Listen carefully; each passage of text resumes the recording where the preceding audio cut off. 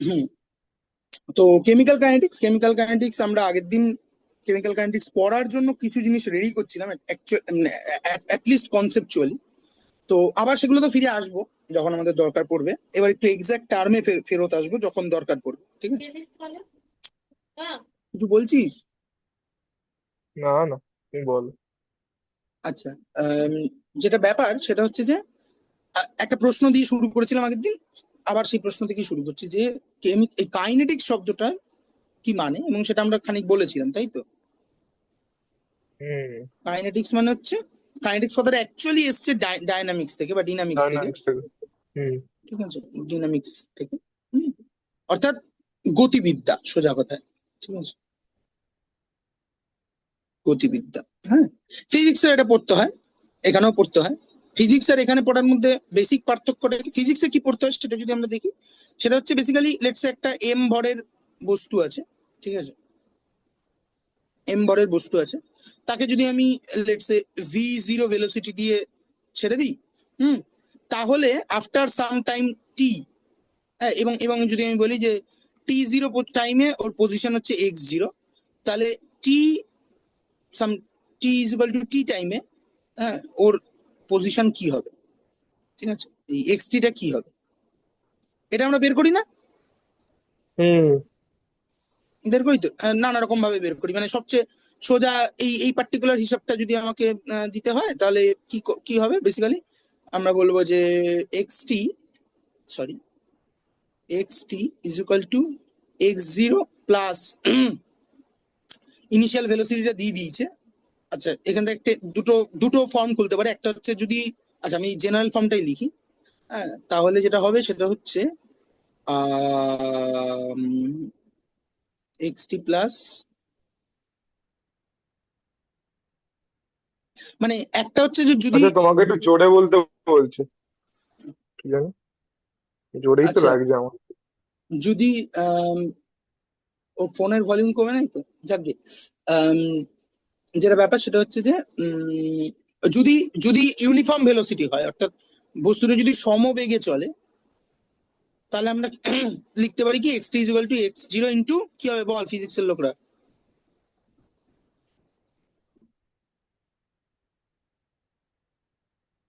কি সমবেগে চললে কি হবে? হুম। মানে t0 তে x0, x t তে কত? এক্স টির এক্সপ্রেশনটা কি হবে? কি যেন হয়, মানে x0টা কি, মানে ওর গতিবেগ তাই তো? না, x0টা ওর initial position. Position, position x তাই তো? Zero initial position, x t final position, আমি এক্স টি জানতে dx। চাইছি। আচ্ছা। আর ইনিশিয়াল ভেলোসিটি হচ্ছে v0, যেটা চেঞ্জ হচ্ছে না কারণ আমি সমবেগের কেসটাই নিয়েছি আপাতত। হ্যাঁ, মানে dx dt হয় তো নাকি? ডিএক্স ডিটি, না এখানে তো ভেলোসিটি আমি বলেই দিয়েছি, তাহলে সিম্পল এটা কি হবে? x0 প্লাস t, মানে ভি উম, জিরো ইন্টু টি, হ্যাঁ। তাই আচ্ছা না? আচ্ছা আচ্ছা। হ্যাঁ পার্টিকেলটা হ্যাঁ হ্যাঁ। এইখানে ছিল যখন ঘড়ি চালু হয়নি, টি ইজুকাল টু জিরোতে ওইখানে ছিল পজিশনটা, আমি x0 বলছি, ঠিক আছে?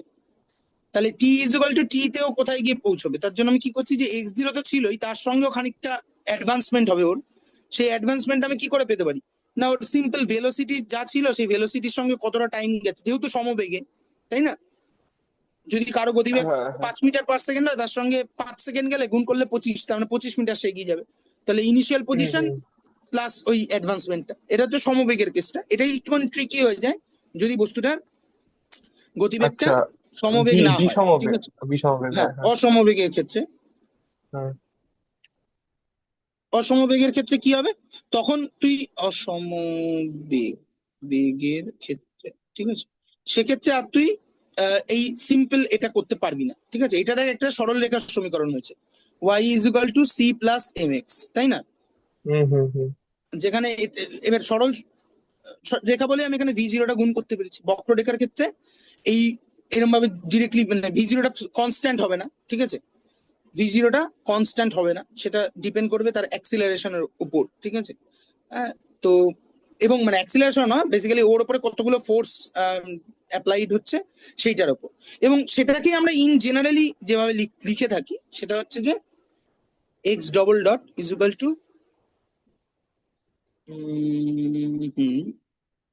ডবল ডট, ডট দাও, ঠিক আছে। বলছি আমি, summation over F double I. Dot মানে তো ডবল ডেরিভেটিভ নাকি? হ্যাঁ, ডবল ডট মানে ডবল ডেরিভেটিভ। ঠিক আছে, ঠিক আছে, এফ আই, এটা ঠিক আছে। মানে এটা তো এটা কি কিভাবে আসছে বলবে না? ডাবল ডটটা কি? ও এইটা আচ্ছা। এইটা নিউটনের, আমি সেটা বলছি, কিন্তু এটা নিউটনের সমীকরণ, ঠিক আছে। তন্নিয়া বলছে ডবল ডটটা কি, ওই যে বলবে বলছি বললো তো। বলছি সব বলছি, সব বলছি। নিউটনের সমীকরণ, হ্যাঁ, তোরা যেটা নিউটনের সমীকরণ পড়ে সেটা হচ্ছে এইটারই একটা বাচ্চাদের হ্যাঁ ভার্সন, হ্যাঁ, এটা যেটা, আগের দিন বলছিলে এটা। ঠিক আছে। এইটা বেসিক্যালি এই ডবল ডটটার মানে হচ্ছে এক্স কে দুবার ডিফারেন্সিয়েট করা হয়েছে। একবার ডিএক্স ডিটি করা হয়েছে, মানে এক্স যদি থেকে থাকে এক্স ডিএক্স ডিটি করা হয়েছে, তারপরে আবার এই পুরোটাকে আরেকবার টাইমের রেসপেক্টে ডিফারেন্সিয়েট করা হয়েছে ডিডিটি, ঠিক আছে। হুম। হুম। এটা অ্যাকচুয়ালি কি জিনিসকে রিপ্রেজেন্ট করে আমরা যদি খেয়াল করে বোঝার চেষ্টা করি, যে একটা ত্বরণ বস্তু, কে করে? হ্যাঁ সেটা তুই জানিস, জানা উচিতই। তো যাই হোক, যেটা ব্যাপারে আমি যদি ইন জেনারেল বলি, যে এটার পজিশন যদি x1 হয় অ্যাট t=t1, এবং এর পজিশন যদি x2 হয় অ্যাট t=t2, তাহলে এই ডিএক্স ডিটি এটা কি ডিনোট করবে? আগের দিন বলেছিলাম যে এটা হচ্ছে এক্স এর ডিফারেন্সটা, that means x2 minus x1 divided by t মানে হচ্ছে t2 মাইনাস t1। তার মানে ও কতটা সময়, একক সময় কতটা দূরত্ব গেছে, তাই না? এই যে এটা হবে ডেল্টা এক্স, মানে আর ডেল্টা এক্স লেখার কোনো মানে নেই, কিন্তু ওপরটা কি, ওপরটা হচ্ছে যে এটা হচ্ছে যে টাইম গ্যাপ, টাইম গ্যাপ, আর এইটা হচ্ছে যে চেঞ্জ ইন পজিশন, ঠিক আছে, তাই না? তাহলে হুম। এই কোনো নির্দিষ্ট সময়ে কোনো বস্তু কতটা দূরত্ব যাচ্ছে, এইটা এই জিনিসটাকে কি নামে ডাকা হয়? বেগ, গতিবেগ। গতিবেগ। বাকিটা বুঝতে পারছিস তো? হ্যাঁ না বলবি কিন্তু। তাহলে এটা হচ্ছে গতিবেগ, তাই না? হুম আবার গতিবেগকে যদি আমি আরেকবার ডিফারেন্সিয়েট করি, তার মানে যখন আমি ডিএক্স ডিটি বের করলাম, এটা হয়ে গেল আমার ভেলোসিটি ভি। হুম হুম তাহলে এবার আমি যদি d t of dx dt এই সেকেন্ড ডেরিভেটিভটা বের করি, তাহলে এটা কি হয়ে যাবে? Dv dt. তার মানে হুম গতিবেগের পরিবর্তনের হার, তাই না? হুম হুম হুম গতিবেগের পরিবর্তনের হার, ঠিক আছে, এটা হবে। এখন এই যে গতিবেগের পরিবর্তনের হার পেলাম, এটাকে আমরা বলি হচ্ছে ত্বরণ। ও একটু যারা, নামাতে বলছে। তোমার কাছে মেসেজ গুলো আসছে না? ও তুমি তো ইয়েতে চলে আসো ওই জন্য। ঠিক আছে, আশা করছি।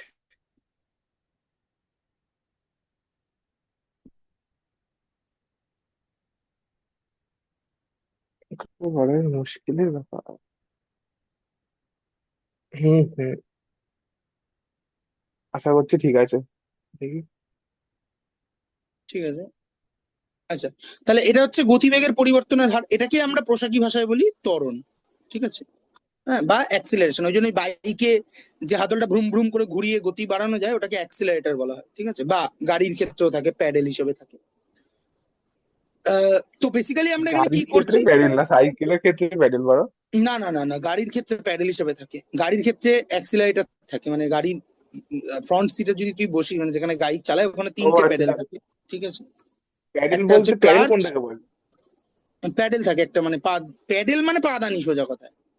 ও আচ্ছা আচ্ছা, হ্যাঁ হ্যাঁ, তিনটে তিনটে আমি দুটো দেখেছি, তিনটে থাকে হয়তো। 3টে প্যাডেল থাকে, ঠিক আছে, এবিসি। হ্যাঁ, বোধহয় এবিসি থাকে না, সিএবি থাকে, সিবিএ থাকে সম্ভবত, আমি জানি না, সেটা গাড়ি চালাইনি কোনোদিন। কিন্তু যেটা ব্যাপার সেটা হচ্ছে যে এ ফর অ্যাক্সেলারেটর, তুমি বি ফর ব্রেক, পারবে সি গাড়ি ফর চালাতে, ক্লাচ। মানে পারো, মানে এমনি না বড় মানে গাড়ি? কোনোদিনই চালাইনি, তাহলে পারি কি পারি না কি করে বলবো? আচ্ছা আচ্ছা। মানে বেসিক মেকানিক্সটা জানি। এবার যেটা ব্যাপার সেটা হচ্ছে যে সেকেন্ড লাইন করছি কি ডিফাইন সেটা দেখছি। বেসিক কিভাবে চলে এইবার সেটা কি, জানি কিন্তু, এইবার কিভাবে দেখতে পেলে? আর আমি সামনে তাকালে দেখতে পাচ্ছি মনিটরের দিকে। ও আচ্ছা, ওই মনিটর, ও মনিটর চলে আসবে সব, হ্যাঁ। সেকেন্ড লাইন বলতে এই গতিবেগের পরিবর্তনের হার যেটা সেটা। হ্যাঁ হ্যাঁ, সেটাই হবে।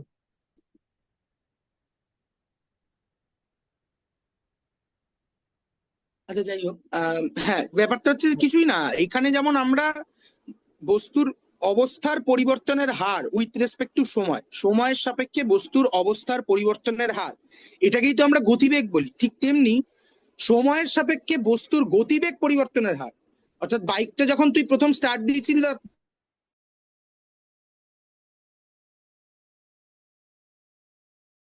তার মানে কি, তার মানে তার গতি ওই 2 সেকেন্ডে তার গতিবেগের চেঞ্জ হয়েছে। এই যে গতিবেগের পরিবর্তনের যে হার সময়ের সাপেক্ষে, এটা কি বলা হয় হচ্ছে ত্বরণ। এবার বোঝা গেল?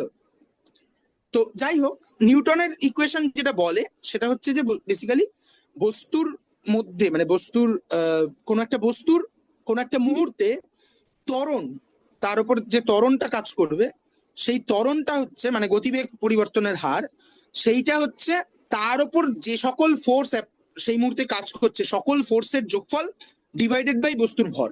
ঠিক আছে, এটা হচ্ছে নিউটনের সমীকরণের জেনারেল ফর্ম। ঠিক আছে, এবার এটা কেন ইম্পর্টেন্ট, ইম্পর্টেন্ট এই কারণে যে আমি এই সমীকরণটা দিয়ে দেখ বস্তুর পজিশনের সাথে বস্তুর উপর যে ফোর্স গুলো অ্যাপ্লাই হচ্ছে এবং বস্তুর ভর, এই তিনটে জিনিসকে বেঁধে ফেলেছি। আর এই বেঁধে যেই ফেলেছি, সেই মুহূর্তে আমি যদি কোনো একটা বস্তুর উপর কোনো মুহূর্তে কি কি ফোর্স অ্যাপ্লাই, মানে কি কি ফোর্স এবং তার মানে উইথ তার মান এবং দিক, এই দুটো যদি আমি জানি স্পেসিফিক্যালি, তাহলে সেই বস্তুর আফটার সার্টেন টাইম তার পজিশন কি হবে সেটা আমরা বের করে ফেলতে পারি। এভাবেই রকেট পাঠানো হয়। ঠিক আছে, এভাবেই তোর দিকে একটা বল ছুড়ে দিলে পরে তুই বলটা ক্যাচ করতে পারিস। ঠিক আছে, কেন? কারণ তোর মাথা এই পরিবেশে ছোট থেকে বড় হতে হতে হতে হতে ইনটিউটিভলি এই সমীকরণটাকে, এই যে এটা একটা ডিফারেন্সিয়াল ইকুয়েশন, অবকল সমীকরণ, তাই তো? হুম হুম। এটা একটা second order differential equation, second order differential equation. এই তোদের ক্লাস 12 এগুলো সলভ করতে হবে, হয়ে গেছে নাকি হবে জানি না। হয়ে ঠিক গেছে, আছে, আবার হবে। হ্যাঁ, না, বলছি হয়ে সেকেন্ড গেছে। অর্ডার ডিফারেন্সিয়াল ইকুয়েশন, বা বাংলায় লিখলে হচ্ছে দ্বিতীয় ক্রমের অবকল সমীকরণ। ঠিক আছে, এখন এই অবকল সমীকরণটাই যে এটা কি হবে, এটা ডবল ডটটাকে যদি ঠিক করে লিখি, D 2 x D T square, এটা তো এই জিনিসটাকে যদি আমি দুবার ইন্টিগ্রেট করি, অর্থাৎ অবকলের উল্টোটা সমাকল করি, ওই মিহিদানা ছিল, মিহিদানার ফর্মে এটা লেখা আছে, আমি যদি এটাকে আবার লাড্ডুতে ফিরিয়ে নিয়ে যাওয়ার চেষ্টা করি, অর্থাৎ এইখানে small change with respect to time এইভাবে লেখা আছে, আমি যদি এটাকে ওভারঅল একটা টাইমের রেসপেক্টে চেঞ্জ দেখি, অর্থাৎ সোজা কথা ইকুয়েশনটাকে যদি ইন্টিগ্রেট করি, সমাকল করি, তাহলেই কিন্তু আমি এই এক্স এর ভ্যালুটা পেয়ে যাব অ্যাট এনি গিভেন টাইম।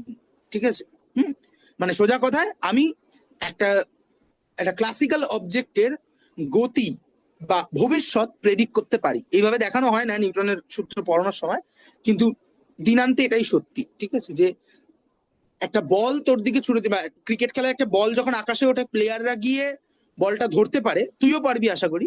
হ্যাঁ, তার কারণ হচ্ছে এটাই, যে তোর মাথা এই পরিবেশে থাকতে থাকতে, ক্রিকেটারদের ক্ষেত্রে ওই এনর্মাস প্র্যাকটিস করতে করতে ওই ক্যালকুলেশনটা, এই ইকুয়েশনটাকে ইন্টিগ্রেট করাটা তোর মাথা শিখে যায়। ঠিক আছে, নট অবভিয়াসলি একটা কম্পিউটার যেভাবে ইন্টারাক্ট মানে এইটাকে ইন্টিগ্রেট করবে, তুইও সেইভাবে ইন্টিগ্রেট করিস, কিন্তু তোর বায়োলজিক্যাল প্রসেসিং ইউনিটটা ও এটা ইন্টিগ্রেট করতে পারে, ইন্টিগ্রেট করতে পারে বলেই তোর মাথা তোর হাতকে বলে দেয় বলটা আসার আগেই তোকে কোথায় হাতটা পাততে হবে। ঠিক আছে, হুম, তো যাই হোক সেটা তো ব্যাপার।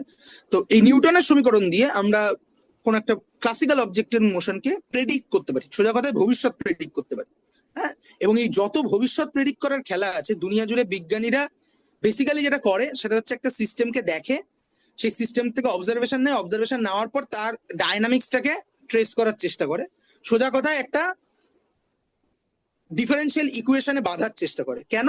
কারণ যেই মুহূর্তে সে একটা ডিফারেন্সিয়াল ইকুয়েশনে বেঁধে ফেলতে পারবে, তারপর সেই ইকুয়েশনটাকে সলভ করলে পরেই তুই ওই সিস্টেমটাকে প্রেডিক্ট করতে পারবি।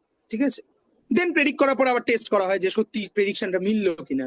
ঠিক আছে, তো যাই হোক, যাই হোক, তো বেসিক্যালি এই যে স্টাডিটা, এরই একটা ছোট খণ্ড তোদেরকে 11-12 পড়ানো হয়, এবং সেটা পড়াতে গিয়ে তোকে বলা হয় কাইনেটিক্স, ঠিক আছে?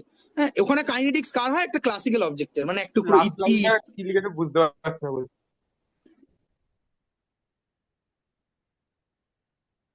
কোথায় লাস্ট লাইন? কোন লাস্ট লাইন?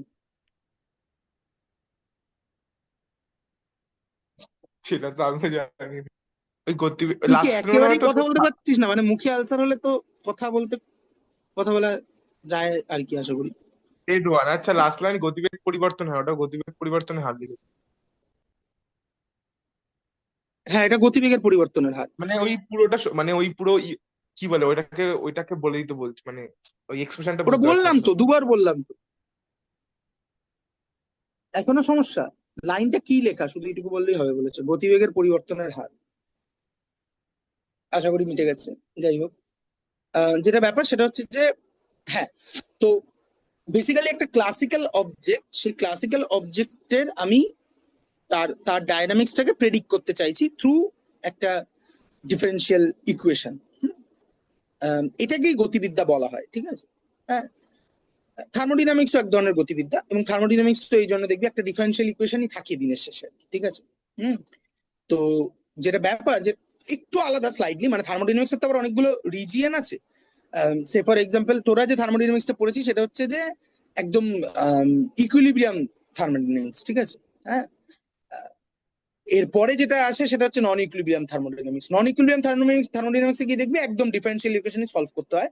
ইকুইলিব্রিয়াম থার্মোডাইনামিক্সও ওটাই করতে হয়, কিন্তু যেহেতু সিস্টেমটা ইকুইলিব্রিয়াম, কিছু ম্যাথমেটিক্যাল সাহায্য ওই সিস্টেমটাকে ইকুইলিব্রিয়াম ধরে নেওয়ার ফলে আমরা পাই। সে যাকগে, মোদ্দা কথা হচ্ছে যে আমি একটা সিস্টেমকে প্রেডিক্ট করতে চাইছি যে ও এই মুহূর্তে টাইমের রেসপেক্টে T1 টাইমে একটা সিস্টেম একরকম অবস্থায় আছে, তাহলে T2 টাইমে কোথায় গিয়ে পৌঁছবে, ঠিক আছে? এই ডায়নামিক্সটাই আমরা ধরতে চাইছি, ঠিক আছে?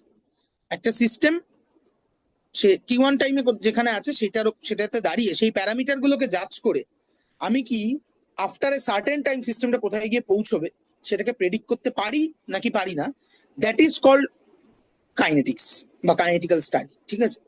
ডায়নামিক্স হচ্ছে আরেকটু জেনারেল ব্যাপার, ঠিক আছে? কাইনেটিক্স শুধু এইটুকুই উত্তর দেয় যে সিস্টেমটা যেখানে ছিল সেটা আলটিমেটলি অমুক টাইমের পর কোথায় গিয়ে পৌঁছবে, ঠিক আছে? থার্মোডিনামিক্স এক ধরনের ডায়নামিক্স, যেমন থার্মোডিনামিক্স এর ক্ষেত্রে দেখবি যে কাইনেটিক্স আর থার্মোডিনামিক্স এই দুটো একটু যে আলাদা আমরা বলি, সেই আলাদাটা কোথায়? যে কাইনেটিক্স আমি যদি লিখি, আমি বলেছি অনেকবার আগেও, থার্মোডাইনামিক্স, ঠিক আছে, আর কাইনেটিক্স, ঠিক আছে? হ্যাঁ?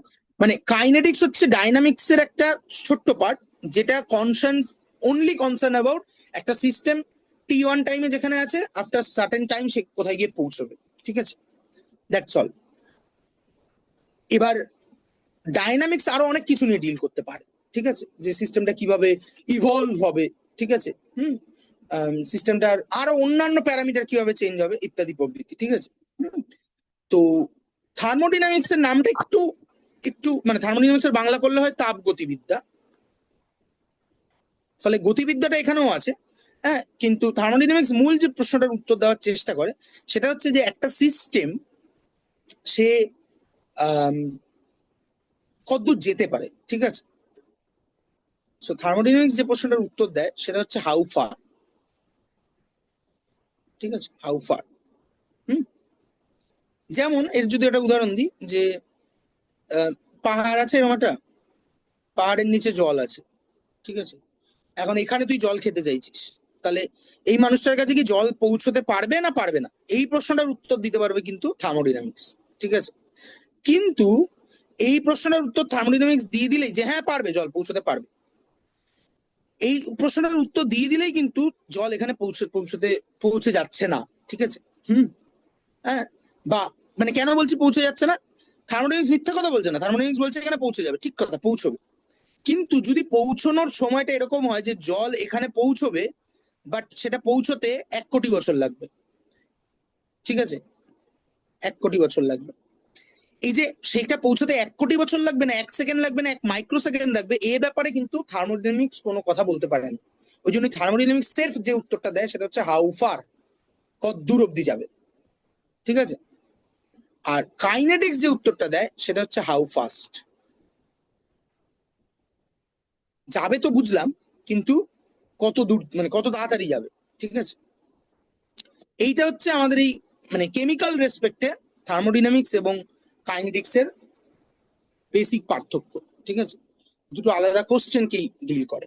যেহেতু আমরা এবার কেমিস্ট্রিতে শিফট করে যদি চলে আসি, একটা রিয়াকশন দিয়ে যদি উদাহরণ দিতে চাই, যেমন ধর হাইড্রোজেন প্লাস অক্সিজেন, এই রিয়াকশনটা যে জল তৈরি করবে, এটা থার্মোডাইনামিক্স বলে যে থার্মোডাইনামিক্যালি মারাত্মক ফেভারেবল, ঠিক আছে। থার্মোডাইনামিক্যালি হাইলি ফেভারেবল, ঠিক আছে, হাইলি ফেভারেবল। তার মানে হবেই এরকম একটা ব্যাপার। হুম।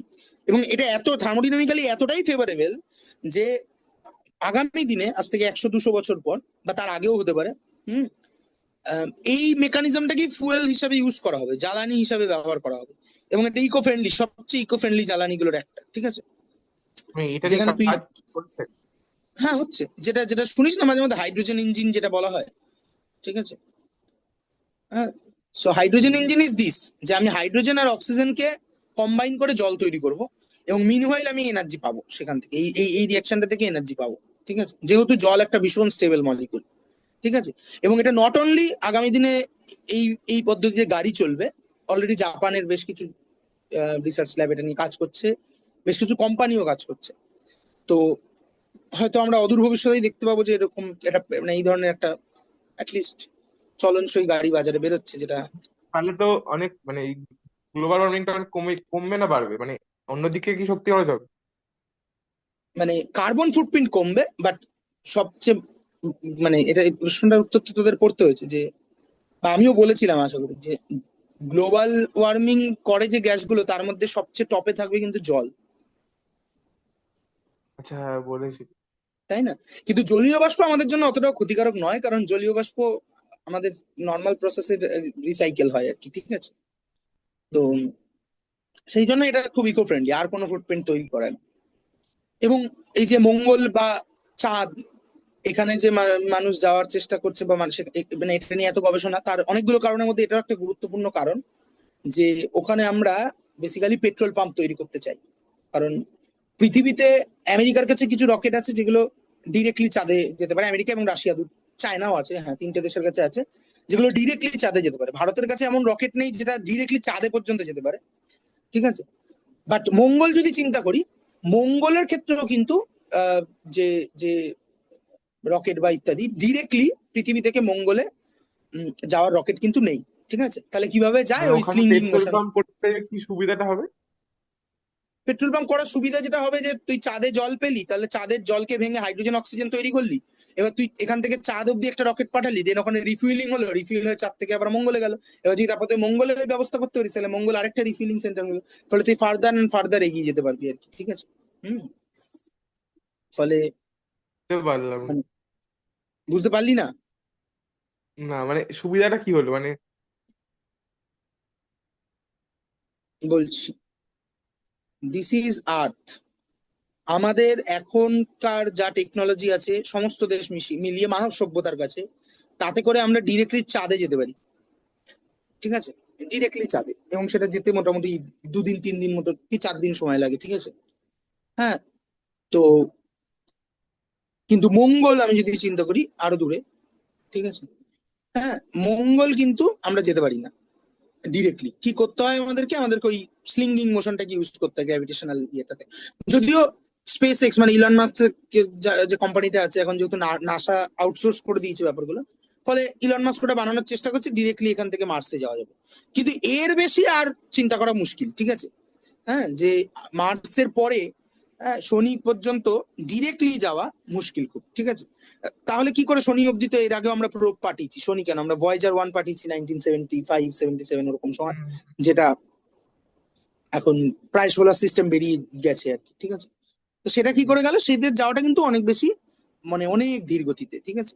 মানে ভয়েজার 1 কত 50 বছর ধরে যাচ্ছে, 50 বছরে সে কত দূর যেতে পেরেছে না, পৃথিবী থেকে মাত্র 1 লাইট ডে এরও কম, ঠিক আছে।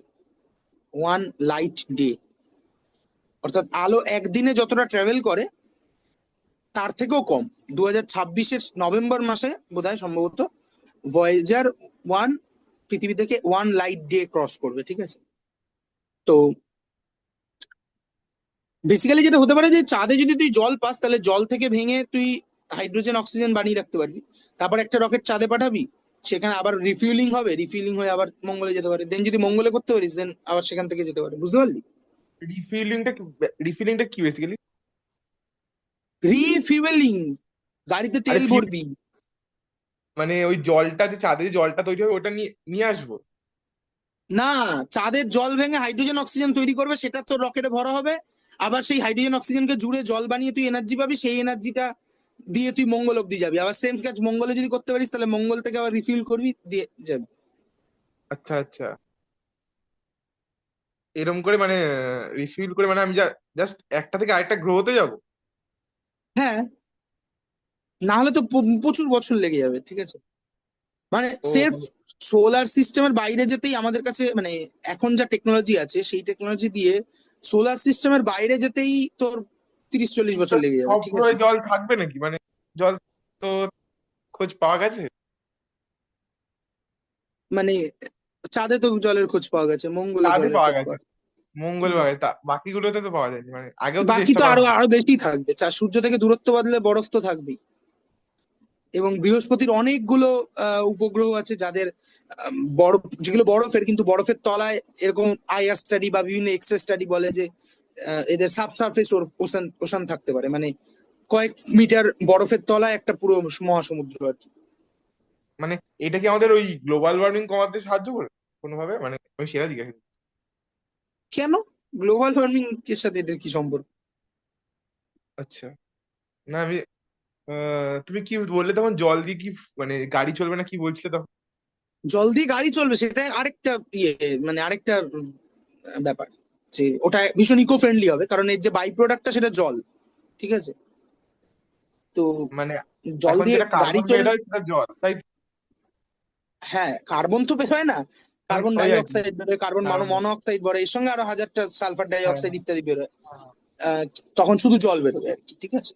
তো সেইটা বললাম, সেটা আলাদা। আর এটা এটা হচ্ছে যে আমি এটার ইম্পর্টেন্সটা বোঝানোর চেষ্টা করলাম, যে আগামী দিনে rocket fuel two for inter planetary travel, সেটাও কিন্তু এই রিয়াকশনটাকেই ফলো করে হবে। অর্থাৎ এই রিয়াকশনটা এনার্জেটিক্যালি এতটাই ফেভারেবল যে একে একটা আহ, জ্বালানি হিসাবে ব্যবহার করা যেতে পারে।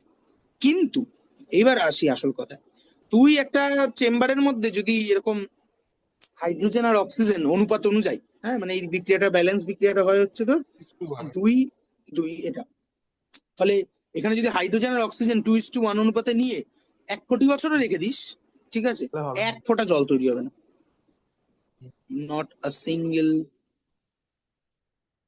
ড্রপ অফ ওয়াটার, হুম। ঠিক আছে? হ্যাঁ, এটা ওই যদি 1 কোটি বছর টেম্পারেচার হতে প্রেশারটা, হয়। হ্যাঁ, মানে ওই নির্দিষ্ট টেম্পারেচার প্রেশারে আনতে হবে, নাহলে হবে।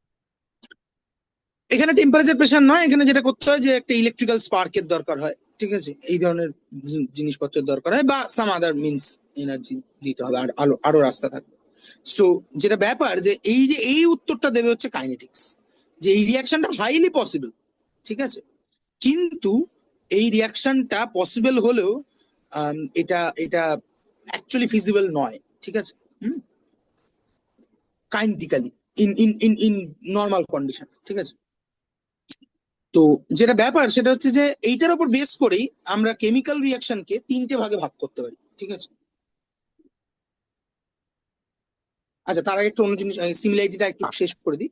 সেটা হচ্ছে যে আমরা যেটা ফিজিক্সের কাইনেটিক্স বললাম, সেখানে কি ছিল, যে একটা ক্লাসিক্যাল পার্টিকেল সে টি টাইমে, T1 টাইমে কোথায় ছিল তার উপর বেস করে এবং তার আদার প্রপার্টিজ এর উপর বেস করে আমি গেস করতে চাইছি যে সে T2 টাইমে কোথায় গিয়ে পৌঁছবে, ঠিক আছে? এইটাই যখন আমরা কেমিক্যাল কাইনেটিক্স পড়ছি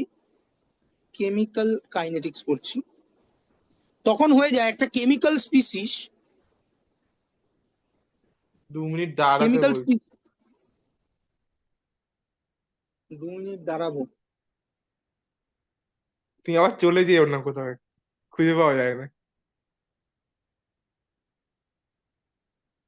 উম, দাঁড়াও দাঁড়াও, মানে শুনছো? হ্যাঁ, শুনছি।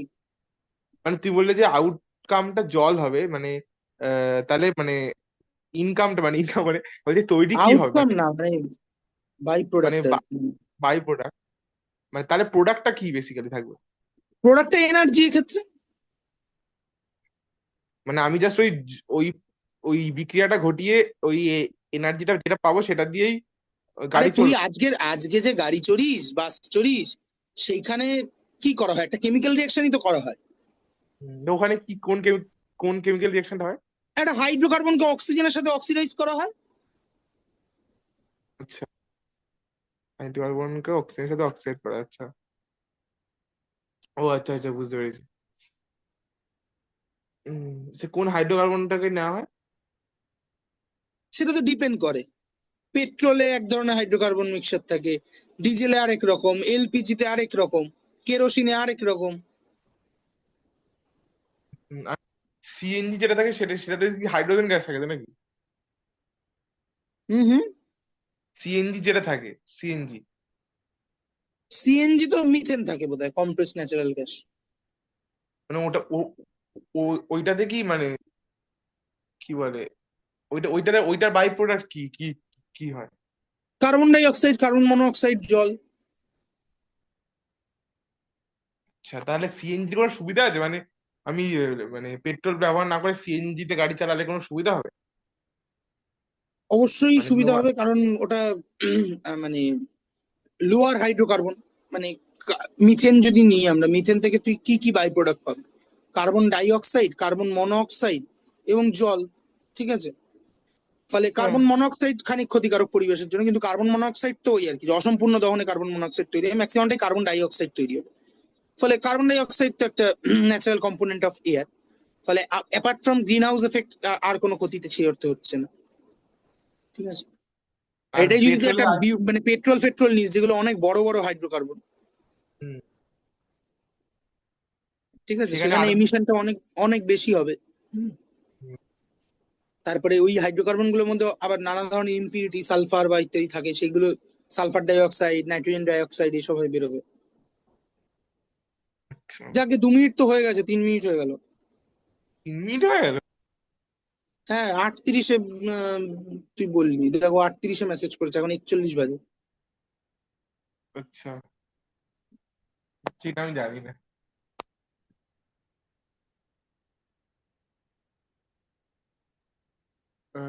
দেখছি।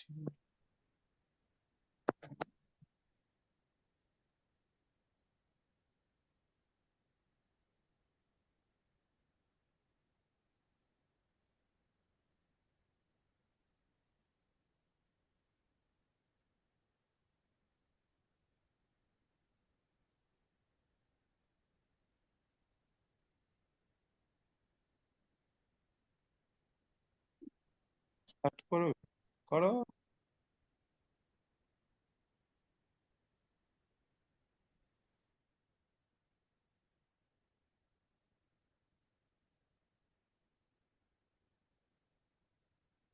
ঠিক আছে, লিখে দিয়েছি আমি। যাই হোক, যেটা ব্যাপার সেটা হচ্ছে যে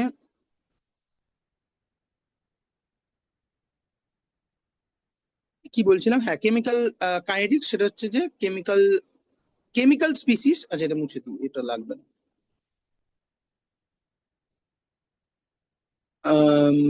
কেমিক্যাল স্পিসিস এর, কে মেসেজ করছে?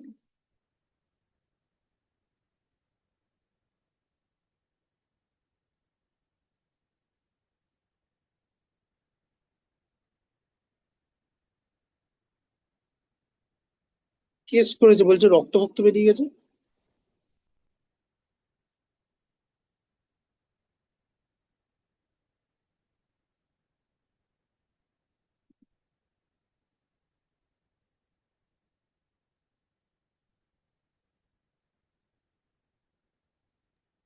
হ্যালো।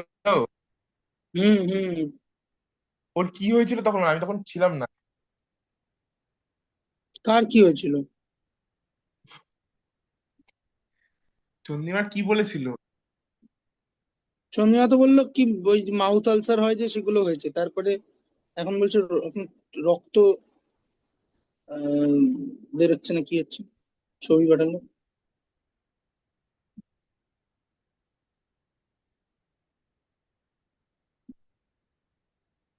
মাউথ আলসার কি হয় গো? মাউথ আলসারে জানো?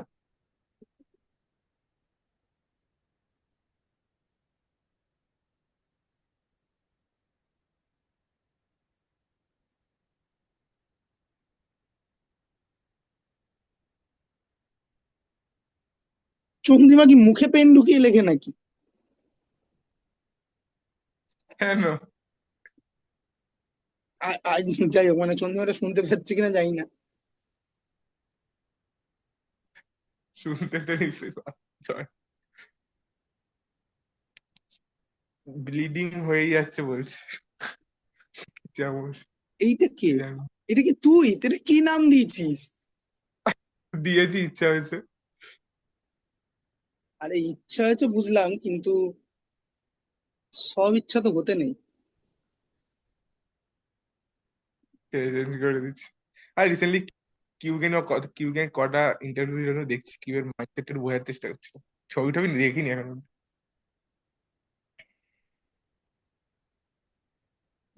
উম, আহ, তাহলে কি করব? আমি চন্দ্রিমাকে বুঝতে শুনতে পারছি। পাচ্ছে আমার কথা? না, আশা করি। হ্যাঁ, পাচ্ছে না, পাবে না কেন? কটন দিয়ে রেখেছি যতক্ষণ চলে। তুই কি পেন দিয়ে লিখিস নাকি মুখে পেন ঢুকিয়ে লিখিস মুখ দিয়ে? পেন দিয়ে কি করে টান লেগে যেতে পারে? কি করিস আমি তো কিছু বুঝতে পারি না, ক্লামজি লোকজন।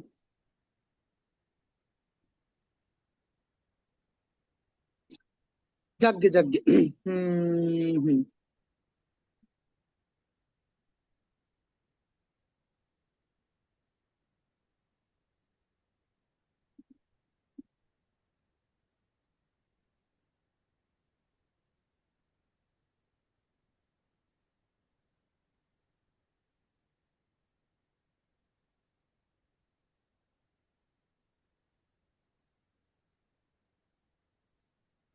যদি কোনো কি জুমের চ্যাট ফিচারটা ইউজ করছি মানে ইন্টিমেশন, উম,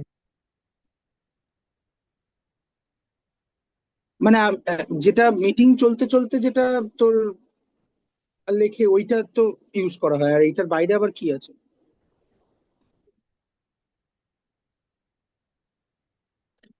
আচ্ছা দেখ, কেমিক্যাল কাইনেটিক্স সেটা হচ্ছে যে যেমন আমি বললাম, উম, হ্যাঁ।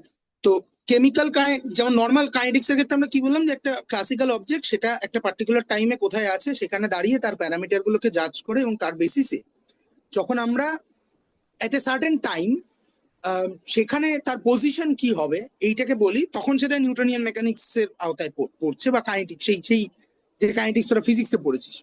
কেমিক্যাল কাইনেটিক্স এর ক্ষেত্রে এটাই একটা ক্লাসিক্যাল অবজেক্টের জায়গায় একটা কেমিক্যাল স্পিসিস, এবং ক্লাসিক্যাল অবজেক্টের পজিশনের জায়গায় সেটাই হয়ে যায় হচ্ছে কেমিক্যাল কনসেন্ট্রেশন, ঠিক আছে? সো আমি যদি এটাকে কেমিক্যাল কাইনেটিক্স এর ক্ষেত্রে এটা ইয়ে করি, যে একটার ক্ষেত্রে হচ্ছে ধর নিউটনিয়ান নিউটনিয়ান কাইনেটিক্স যদি বলি, তাহলে এখানে হচ্ছে একটা ক্লাসিক্যাল অবজেক্ট থাকবে, classical object. Hmm.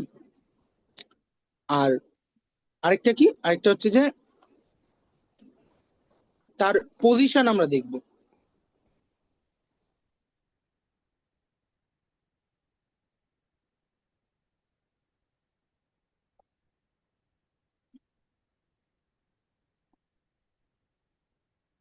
Position of the object, ঠিক আছে, অ্যাট সার্টেন টাইম। আর এটাই যখন কেমিক্যাল কাইনেটিক্সে চলে আসছে, কেমিক্যাল কাইনেটিক্স, তখন আমাদের ক্লাসিক্যাল অবজেক্টটা হয়ে যাবে একটা কেমিক্যাল স্পিসিস, কেমিক্যাল স্পিসিস। আর পজিশন অফ দ্যাট অবজেক্টের বদলে হয়ে যাবে সেই কেমিক্যাল স্পিসিসটার কনসেন্ট্রেশন, ঠিক আছে? সো কনসেন্ট্রেশন, অ্যাকচুয়ালি অ্যাক্টিভিটি লেখাটা বেটার, ঠিক আছে? অ্যাক্টিভিটি, অ্যাক্টিভিটি তো আমরা মানে ইউজ করি না। না আমাদের লেভেলে আমরা ইউজ করবো না, তবে আমি বলবো ব্যাপারটা কি, খানিকটা হ্যাঁ। Activity or concentration. এটা আই মতো থাকে না, কিন্তু গুণাঙ্কটা কি থাকে? বলবো বলবো, যখন বলবো তখন শুনিস, ঠিক আছে? হ্যাঁ, তাহলে এইটা হচ্ছে আমাদের সকল যে মিলটা রয়েছে, মিল বা অমিল যাই বল না কেন, যে ও ক্ষেত্রে আমরা একটা বল বা একটা পেন, একটা পাথর টুকরো, তার কোনো একটা পার্টিকুলার টাইমের পজিশন কোথায় থাকবে সেইটা প্রেডিক্ট করার চেষ্টা করছিলাম। এখানে একটা কেমিক্যাল স্পিসিস এবং তার অ্যাক্টিভিটি বা কনসেন্ট্রেশন, ঠিক আছে, আমরা কনসেন্ট্রেশন হিসেবেই চিন্তা করি, এটাকে দেখার চেষ্টা করবো। হ্যাঁ, তো এইটার উপর বেস করে, হ্যাঁ, এবং এক্স্যাক্টলি আমরা এখানে যেটা করার চেষ্টা করবো, আমাদের মূল যে গল্পটা হবে সেটা হচ্ছে যে একটা একটা কেমিক্যাল রিয়াকশনের রেট বা ভেলোসিটিটাকে লিখতে পারা, ঠিক আছে। সো আমরা দেখবো যে ভেলোসিটি অফ আ রিয়াকশন, ঠিক আছে। ভেলোসিটি অফ এ রিয়াকশন, এটা ব্যাপারটার মানে কি, ভেলোসিটি অফ এ অবজেক্ট আমরা যখন বলি তখন আমরা কি বলি না, ভেলোসিটি আমরা বলি হচ্ছে যে ডিএক্স ডিটি, তাই না, অর্থাৎ বস্তুর অবস্থানের পরিবর্তন উইথ রেসপেক্টিভ অফ টাইম, তাই না। তার মানে বস্তুর বস্তুর অবস্থানের পরিবর্তন উইথ রেসপেক্ট টু টাইম, এটাই তো আমাদের, আমরা ট্র্যাডিশনাল ভেলোসিটিকে এইভাবেই চিনে এসেছি, তাই না, হুম হুম ভেলোসিটি বা গতিবেগ, তাই তো, হুম গতিবেগ। আচ্ছা চলে আয়, এখানে সেটা কি হবে, এখানে এক্সটা সরে যাবে, তার বদলে কি আসবে, কনসেন্ট্রেশন টার্মটা আসবে। আমি কনসেন্ট্রেশন দিয়ে লিখছি, যেহেতু তোদের কনসেন্ট্রেশন দিয়ে মানে আছে, তোদের লেভেলে অ্যাক্টিভিটির ব্যাপারটা খুব একটা কিছু নেই, ঠিক আছে। সো যাই হোক, তো কনসেন্ট্রেশন দিয়ে লিখছি, তার মানে এটা হয়ে যাবে ডিসি ডিটি, ডিএক্স এর ডিএক্স ডিটির বদলে ডিসি ডিটি। সেটাও কিন্তু তাহলে এটা এটা কি হয়ে যাবে, বস্তুর, সরি বস্তুর বলা ঠিক না, ঠিক আছে, হুম, কোন একটা স্পিসিসের, কি ঠিক আছে, আছে না হুম হুম, আচ্ছা আচ্ছা হ্যাঁ স্পিসিসই কোন একটা কেমিক্যাল কম্পোনেন্টের, কেমিক্যাল কম্পোনেন্ট বা স্পিসিসের, ঠিক আছে, গাঢ়ত্বের পরিবর্তন উইথ রেসপেক্টিভ অফ টাইম, ঠিক আছে। তাহলে এখান থেকেও আবার পরিষ্কার হলো, দেখ যে এখানে জাস্ট পজিশনের জায়গাটা নিয়ে নিচ্ছে গে গাঢ়ত্ব, ঠিক আছে, হুম। তো এটাকে আমরা বলবো রেট, এবং এটার উপর বেস করে আমাদের আলটিমেট গোল হচ্ছে, কেমিক্যাল কাইনেটিক্স এর আলটিমেট গোল হচ্ছে, মানে তোদের লেভেলের কেমিক্যাল কাইনেটিক্স, সেটা হচ্ছে আমরা আসলে একটা রেট ইকুয়েশন লিখতে চাইছি, রেট ইকুয়েশন লিখতে চাইছি, যেটা খানিক এরকম দেখতে হবে যে সাম, সেটা মানে রেট মানেই আমরা জানি যে rate is equal to dc dt, ঠিক আছে। এইটা কার ফাংশন, এটাকে বিভিন্ন জিনিসের ফাংশন হিসেবে লিখতে চাইছি, সাম, হ্যাঁ বুঝেছি ঠিক আছে, ফাংশন সামথিং, ঠিক আছে। এবার তাতে করে কি হবে, যেই মুহূর্তে আমি এই রেট ইকুয়েশনটা লিখে ফেলতে পারবো, এটা কি ধরনের ইকুয়েশন হবে, এটা আবার একটা অবকল সমীকরণ হবে, তাই তো, হুম হুম অবকল সমীকরণ হবে। মানে এবার এই অবকল ডিফারেন্সিয়াল তাই সমীকরণটাকে তো যদি আমি সলভ করি, ইংলিশটা বলো না এবার এই বাংলাটা অতটা ক্লিয়ার না ডিফারেন্সিয়াল ইকুয়েশন, হ্যাঁ হ্যাঁ হ্যাঁ হুম, সেই অবকল সমীকরণ বা ডিফারেন্সিয়াল ইকুয়েশনটা যেই মুহূর্তে আমি পাবো, দেন এটাকে যদি আমি সলভ করছি মানে কি, আমি ইন্টিগ্রেট করছি বা সমাকল করছি, ঠিক আছে। হুম হুম তাহলে আমি কি পাবো, আমি কনসেন্ট্রেশন এট টাইম টি, এটার আমরা এটা এটা এটা পেয়ে যাবো, ঠিক আছে। তার মানে আমি অর্কিটা লিখে দাঁড়া কি, অর্কিতা বুঝতে পারছে না, দাঁড়া দাঁড়া কমছে না, আমি বেরোলাম, সরি গো, আমি টেনশন করতে পারছি না, আমি ভিডিও দেখে কাল সকালেই পড়ে নেবো, ঠিক আছে। অর্কিতার কিছু হয়েছে নাকি এবার, আরে না অর্কিতার কি হবে ওরটাই বলছি ঠিক আছে, হ্যাঁ, তো ইন্টিগ্রেট বা সমাকল,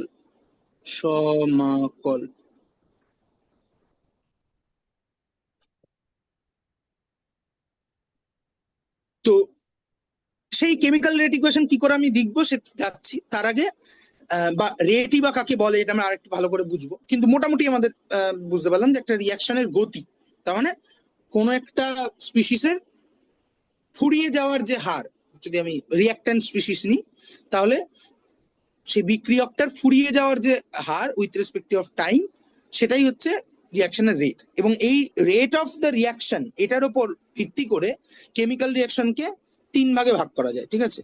সো ক্লাসিফিকেশন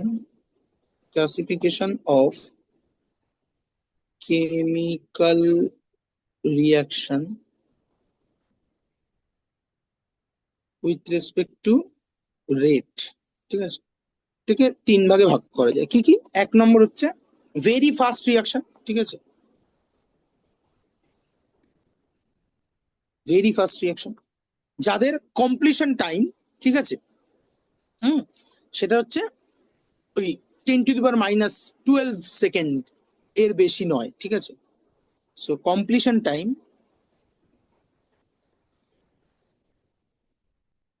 আর আমি একটা টার্ম লিখছি, কেন লিখছি এখন বুঝতে পারবি না, হাফ লাইফ, ঠিক আছে?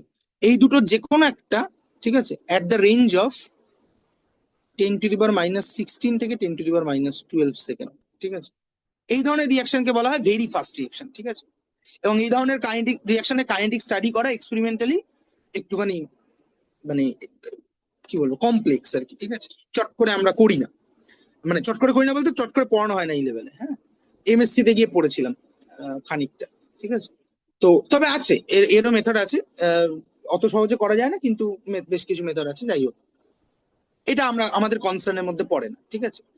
এরকম রিয়াকশন কি, এই যে তোরা যে টাইট্রেশনের যে রিয়াকশন গুলো করিস, টাইট্রেশনের রিয়াকশন গুলো মোস্ট অফ দ্য তোদের লেভেলে যে টাইট্রেশন গুলো করানো হয়, ইভেন টাইট্রেশনের রিয়াকশন একটা থিওরি হচ্ছে যে টাইট্রেশন এক্সপেরিমেন্টটা করার জন্য আমরা সেই ধরনের রিয়াকশন গুলো ইউজ করি যেগুলো এই ভেরি ফাস্ট রিয়াকশনের ক্যাটাগরিতে পড়ে।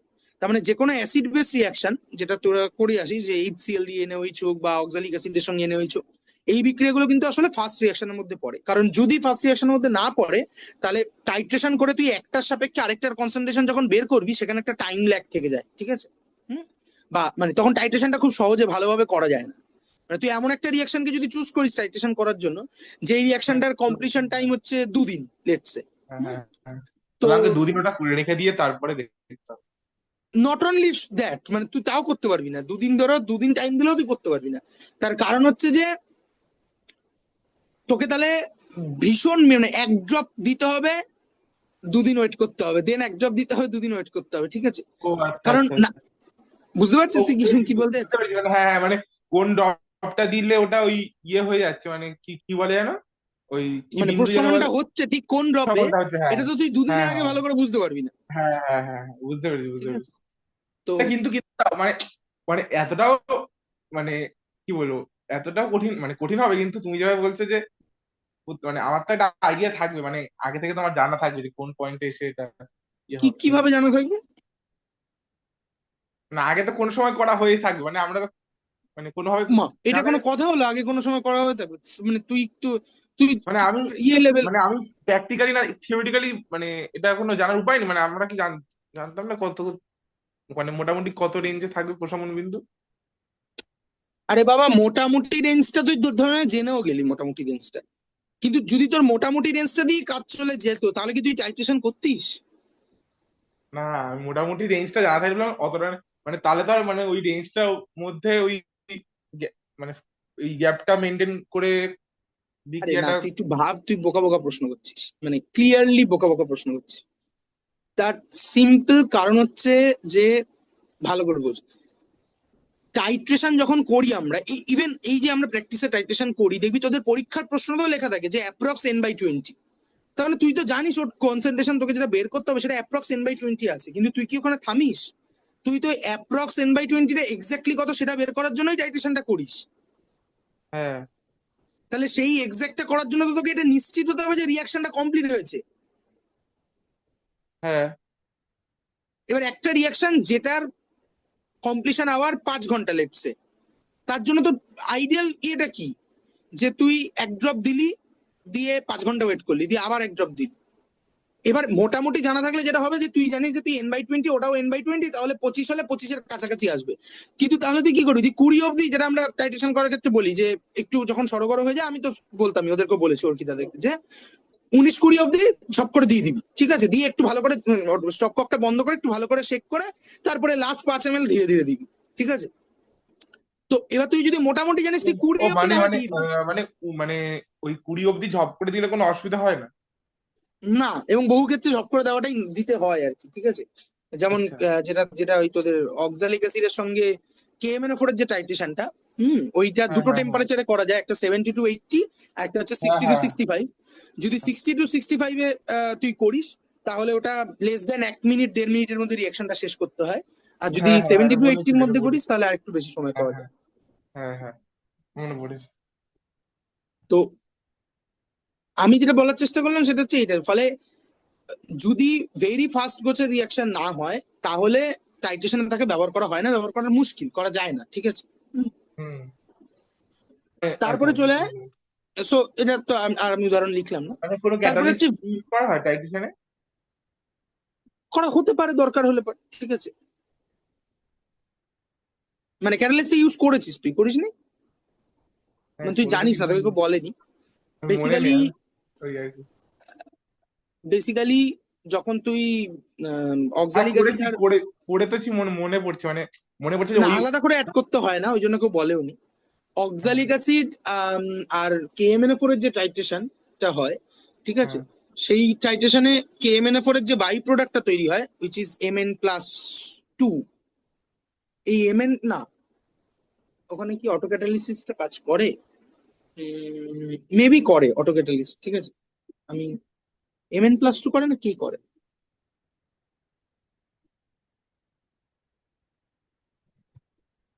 এক সেকেন্ড দেখে নিচ্ছি।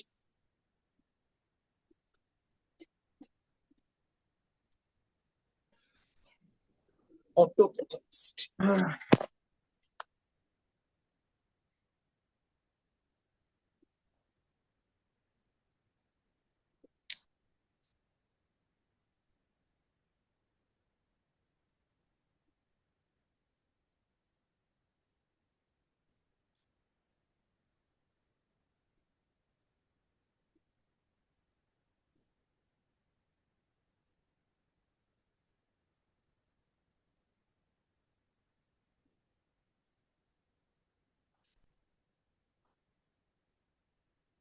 এই চ্যাট গুলো সব হ্যাঁ ডিলিট হ্যাঁ দিই। হ্যাঁ হ্যাঁ হ্যাঁ। হ্যালো, আম, হ্যাঁ, এই চ্যাট গুলো কি কেএমএনএ4 সব এর ডিলিট করে দিয়েছো? কিগুলো? চ্যাট গুলো সব ডিলিট করে দিয়েছো? কিসের চ্যাট? আরে মিটিং চ্যাট, না তো, দেখাচ্ছে না তার কোনো? তখন তুই বেরিয়ে ঢুকেছিস না কতবার তখন। ও আচ্ছা, হ্যাঁ আমি একবার বেরিয়ে গেছিলাম। ও আচ্ছা, বেরিয়ে গেলে আর দেখায় না নাকি? আচ্ছা আচ্ছা, ঠিক আছে, বল বল। তোমাকে দেখাচ্ছে? হ্যাঁ, আমাকে দেখাচ্ছে। যেটা ব্যাপার সেটা হচ্ছে যে আম, হ্যাঁ, কেএমএনএ4 অক্সালিক অ্যাসিডের রিয়াকশনে কেএমএনএ4 এর ফেটটা যেটা হয় সেটা হচ্ছে Mn+2, magnesium sulphate, manganese sulphate তৈরি হয়। তো Mn+2 যেটা থাকে, ওই Mn+2টা কিন্তু ওভারঅল ওই রিয়াকশনটাকে ক্যাটালিস্ট করে, ঠিক আছে, ওটাকে অটো ক্যাটালিস্ট বলে, ঠিক আছে। আম, ফলে এই জন্যই শুরুর দিকে রিয়াকশনটা অনেক স্লো হয়, পরের দিকে যত রিয়াকশন এগোতে থাকে ফাস্ট হতে থাকে, কারণ Mn+2 কনসেন্ট্রেশন বাড়তে থাকে, ঠিক আছে।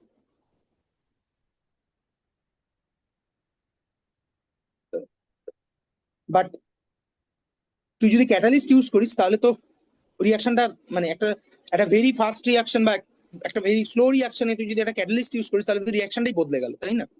রিয়াকশনের কোর্সটাই বদলে গেল। ক্যাটালিস্ট তো আসলে রিয়াকশনের কোর্সকেই বদলায়। হুম, বুঝতে পেরেছি। তো যাই হোক, ক্যাটালিস্ট পড়বো, এই চ্যাপ্টারটা শেষই হবে ক্যাটালিস্ট দিয়ে। তো যাই হোক, আম, তারপর হচ্ছে ভেরি স্লো রিয়াকশন, ঠিক আছে। সেখানে কি হয়, ভেরি স্লো রিয়াকশনে যেরকম একটা বললাম যে হাইড্রোজেন আর অক্সিজেনের মিক্সচারটাকে যদি আমি রেখে দিই অর্ডিনারি টেম্পারেচার এবং প্রেসারে, ঠিক আছে, কিচ্ছু তৈরি হবে না, ঠিক আছে। সো এদের, মানে এদের রেঞ্জ কয়েক লক্ষ বছরও হতে পারে, হাজার বছরও হতে পারে, ঠিক আছে। যেমন ধর উম, তোর এই যে ইউরেনিয়াম, এদের হাফ লাইফ কয়েক হাজার বছর, ঠিক আছে। হাফ লাইফ মানে? আপাতত মানে ওই কমপ্লিশন টাইম মানে হচ্ছে পুরোপুরি শেষ হওয়া, আর হাফ লাইফ মানে হচ্ছে অর্ধেক শেষ হওয়া, ঠিক আছে। এবার কেন অর্ধেক শেষ হওয়াটাকে পাত্তা দেওয়া হচ্ছে সেটা একটু পরে গিয়ে বুঝতে পারবি, ঠিক আছে। হ্যাঁ, শুনেছি কোথায় একটা হাফ লাইফ কথাটা, হ্যাঁ মনে হ্যাঁ। পড়ছে না। শুনেছি হাফ লাইফ কথাটা কোথায়, মানে 11-এ হম শুনেছি, হম। মনে পড়ছে। তো আমরা যেসব রিয়াকশন নিয়ে কথা বলবো, তোরা যেসব রিয়াকশন নিয়ে কাজ করবি, কথা বলবি, সেটা হচ্ছে অ্যাকচুয়ালি মডারেট রেটের রিয়াকশন, ঠিক আছে? তো স্লো রিঅ্যাকশনের টাইমটা কি লিখলে না? লিখিনি, এর টাইম মানে অনেক বড় হতে পারে, ঠিক আছে? হ্যাঁ, আচ্ছা, মানে হিউজ আর কি, মানে লার্জ। মানে না না, মানে শুরুটা কত কত হবে, মিনিমামটা কত হবে সেটা কি জানা মানে? শুরুটা মেবি কয়েক দিন থেকে শুরু, কয়েক কয়েক দিনের রিয়াকশন কম না, মডারেট মানে ওই আর কি, ব্যারিয়ারটা তুই ভাবে এখানে আর টানতে পারবি না। কি খুব আওয়াজ আসছে? না, কুকুরের আওয়াজ আর তোর আওয়াজ আসছে। ঠিক আছে, এইভাবে না বললেও হতো। আচ্ছা, হুম। তাহলে রেট ব্যাপারটা কি, এটা আমরা খানিকটা মধ্যে বোধহয় বুঝতে পারলাম, ঠিক আছে? এবার হচ্ছে আমরা রেট লিখবো কি করে, ঠিক আছে? অবশ্যই এই ধরনের চেঞ্জের ক্ষেত্রে আমরা জানি যে একটা ম্যাক্রোস্কোপিক চেঞ্জ লেখা যায়। একটা হচ্ছে, ধর এরকম একটা রিয়াকশন হচ্ছে, এ থেকে বি হচ্ছে, সিম্পল দিয়ে যদি বলি, তাহলে একটা ম্যাক্রোস্কোপিক রেট লেখা যায়। ম্যাক্রোস্কোপিক, দূর কি সব লিখছি, ম্যাক্রোস্কোপিক রেট, ঠিক আছে? সেটা কি, যে একটা ভিজিবল চেঞ্জের জন্য, তার মানে এ এর সাপেক্ষে যদি লিখি, তাহলে হচ্ছে ডেল্টা এ বাই ডেল্টা টি। হুম। অর্থাৎ একটা ভিজিবল টাইম চেঞ্জের জন্য একটা হিউম্যান মেজারেবল যে চেঞ্জটা হলো, ঠিক আছে? এইটাকে আমরা এক্ষেত্রে বলি হচ্ছে অ্যাভারেজ রেট, ঠিক আছে? ঠিক আছে, মানে রিকল অ্যাভারেজ ভেলোসিটি অ্যান্ড তাৎক্ষণিক ভেলোসিটি কি বলে, ইনস্ট্যান্টেনিয়াস ভেলোসিটি, কি পার্থক্য বল দেখি? দুজনেই তো ফিজিক্স স্টুডেন্ট। ইনস্ট্যান্টেনিয়াস রেটে ইনস্ট্যান্ট মানে ওই মুহূর্তের বেগটাকে নেবো আমি, আর অ্যাভারেজে ওই পুরোটাকে নিয়ে গড় করবো। Is there anything in real sense? Is there anything such called instantaneous velocity? ও আচ্ছা, এটা তুমি বলেছিলে কথা। ইনস্ট্যান্টেনিয়াস। অর্কিতা, বুঝতে পারছিস তো? হ্যাঁ। না, মনে হয় সবগুলোই অ্যাভারেজ। সবগুলোই অ্যাভারেজ। ব্যাপারটা হচ্ছে যে আমি কত ওই অ্যাভারেজের গ্যাপটা হ্যাঁ কত হ্যাঁ, ছোট নিচ্ছি, কত ছোট ঠিক বড়, আছে? হ্যাঁ। মানে tends to instantaneous zero, velocity, ওই মানে ইনস্ট্যান্টেনিয়াস বলা হয় ওই টেন্স টু জিরোটাকে নাকি? হ্যাঁ, ইনস্ট্যান্টেনিয়াস ভেলোসিটি একটা কনসেপচুয়াল ব্যাপার, ঠিক আছে? যেমন ইনফিনিটেসিমালি স্মল যখন বলি, so infinitesimally small change in টাইমের জন্য ইনফিনিটেসিমালি স্মল যে চেঞ্জটা হবে ইন রিয়াকশন কোর্স, মানে কোর্স নয় সরি, কনসেন্ট্রেশন কোন একটা স্পিসিসের, that is called instantaneous rate, ঠিক আছে? ফলে যদি আমাকে অ্যাভারেজ রেট লিখতে হয় তাহলে আমি ডেল্টা দিয়ে লিখবো, আর যদি আমাকে তাৎক্ষণিক বেগ লিখতে হয় রিয়াকশন, তাহলে আমি ডি দিয়ে লিখবো, ঠিক আছে? হুম হুম, এটা এটা জানি। এবার লেখে কি করে, এই ধরনের রিয়াকশনের ক্ষেত্রে লেখা খুব সোজা। লিখলাম লিখলাম ডিএডিটি, ঠিক আছে? এর মাথায় আমি কনসেন্ট্রেশন দিয়ে দিতে পারি এটা। কিন্তু যদি এরকম একটা রিয়াকশন হয়, লেটস সে, মানে বিটাকে কোনো কাজে লাগবে না, বি আমার? বি এর সাপেক্ষেও লেখা যায়, তুই যে কোনো একটা স্পিসিস সাপেক্ষে লিখতে পারিস এবং সেই রেটটা সেম হবে, ঠিক আছে? হ্যাঁ, মানে যতটা এই খরচ হচ্ছে ততটাই বি তৈরি হচ্ছে, তাই ততটাই বি সেই তৈরি অনুযায়ী। হচ্ছে, ফলে হ্যাঁ, তাহলে আমি যদি লিখি মানে রেট এইটাই হতে অফ, পারে, যতটা এই খরচ হচ্ছে ততটা বি তৈরি হচ্ছে না? না আইডিয়াল কেসে হবে না, মানে তাহলে সাইড প্রোডাক্ট তৈরি হচ্ছে কোন একটা, ঠিক আছে? রেট অফ হ্যাঁ, মানে ডিসঅ্যাপিয়ারেন্স, মানে এ এ থেকে বি প্লাস সি তৈরি হচ্ছে, এইটাও তো হতে পারে নাকি? বলছি আসছি। মানে তখন কি সি সি মানে সাইড প্রোডাক্ট কোনটাকে বলবো আর আসছি কোনটাকে প্রোডাক্ট আসছি বলবো? আসছি, ঠিক আছে? Rate of disappearance of A, এটা যদি আমি লিখি তাহলে এটা হবে হচ্ছে simple delta A by delta t. আমি ম্যাক্রোস্কোপিকটাই লিখছি, মাইক্রোস্কোপি একসাথেই লিখছি। আর মাইক্রোস্কোপি যদি এটা অ্যাভারেজ রেট হলো, দিস ইজ অ্যাভারেজ রেট। আর যদি ইনস্ট্যান্টেনিয়াস রেট হয় তাহলে হচ্ছে d A dt, same as rate of, disappearance of A A মানে কতটা এই ক্ষরণ হয়েছে সেটা? হ্যাঁ হ্যাঁ হ্যাঁ, অ্যাপিয়ারেন্স অফ বি, সেটাও হবে delta B or by delta t, এটা অ্যাভারেজ কেসটা। আর বা ডিবি ডিটি, ঠিক আছে? এটা, এবার এই রেট অফ ডিসঅ্যাপিয়ারেন্স যদি আমি না বলতে চাই তাহলে সামনে একটা মাইনাস দিয়ে দেবো, কারণ এটা দিন ফুরাচ্ছে দিনের শেষে, ঠিক আছে? তাই না? মানে এ তো ফুরাচ্ছে, তার মানে আচ্ছা এর চেঞ্জটা আচ্ছা নেগেটিভ আচ্ছা। হবে, ঠিক হুম আছে? হুম হুম হুম হুম। এবার ভেলোসিটি যেহেতু সাধারণত নেগেটিভ হয় না, মানে ভেলোসিটি নেগেটিভ হয় না ওই অর্থে, ঠিক আছে, ডিরেকশনটাই একমাত্র নেগেটিভ হয়, সেই জন্য সামনে একটা নেগেটিভ দিয়ে ওভারঅল জিনিসটাকে পজিটিভ করানো হয়। এবং এক্ষেত্রে আমরা লিখতে পারি এই পার্টিকুলার রিয়াকশনের ক্ষেত্রে delta A by del sorry delta t is equal to delta B of delta t. এবার এটা যদি বাঁদিকের আরো অনেক স্পিসিস থাকতো, লেটস সে প্রশ্ন এ মানে প্লাস, বাঁদিকের টার্মটা মোট মিলিয়ে পজিটিভই হবে তাই তো? রেট পজিটিভই হবে, রেট মানে তো ভেলোসিটি। মানে ওই মানে মাইনাসটা বাদ দিয়ে কি ওইখান থেকে মাইনাস টার্ম বেরোবে নাকি? হ্যাঁ, এইটুকুন মান মাইনাস বেরোবে, কারণ এই যে ডেল্টা এটা বলছি সে ফাইনাল মাইনাস ইনিশিয়াল তো নেগেটিভ হবে। হ্যাঁ মানে আমি মানে বাইরে এক্সট্রা মাইনাস দিচ্ছি কারণ আমাকে পজিটিভটা বানাতে হবে তাই নাকি? হ্যাঁ হ্যাঁ, আচ্ছা বা এটাকে এটা ডিসঅ্যাপিয়ার করছে সেটা বোঝানোর জন্য, ঠিক আছে? আচ্ছা আচ্ছা আচ্ছা। তো A plus B plus B dot dot dot যদি এরকম হয়, C plus D plus dot dot dot এরকম হয়, ঠিক আছে, তখন তার রেটটা কিভাবে লিখবো না, মাইনাস ডি এ ডিটি, এখানে আবার ইনস্ট্যান্টেনিয়াস ভেলোসিটি লিখছি, is equal to minus db dt is equal difficult. Dot dot dot is equal to dc dt is equal to dd dt, ঠিক আছে, এটা এরকম ভাবে লিখবো। কিন্তু ঝামেলাটা তৈরি হয় হচ্ছে যদি এরকম একটা বিক্রিয়া দেখা যায়। আচ্ছা এখানে এরকম করে লিখবো মানে মানে আমি তাহলে যে যোগ হয়ে যাবে দুটো আর এটা দুটো।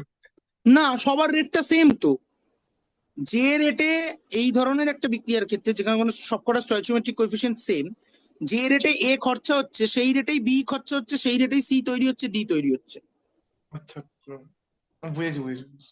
ঠিক আছে? তো কিন্তু ঝামেলাটা কখন বাঁধবে? ঝামেলাটা বাঁধবে যদি আমার রিয়াকশনটা এরকম অনুপাত টাইপের হয়, লেটস সে। অনুপাতটা আলাদা হয় নাকি স্টয়চিওমেট্রিক কোএফিসিয়েন্ট? হ্যাঁ, মানে ধর এরম এরম যদি হয় তখন কি হবে? তখন ওই তিনটা পাওয়ারে গুণ হবে তো নাকি? না, তখন যেটা হবে সেটা হচ্ছে যে আমি যদি এইভাবে ভাবি যে ওভারঅল এ এর রেটটা ডি এ ডিটি, মানে এইভাবে লিখি আগে, d A dt is equal to d B dt is equal to d C dt.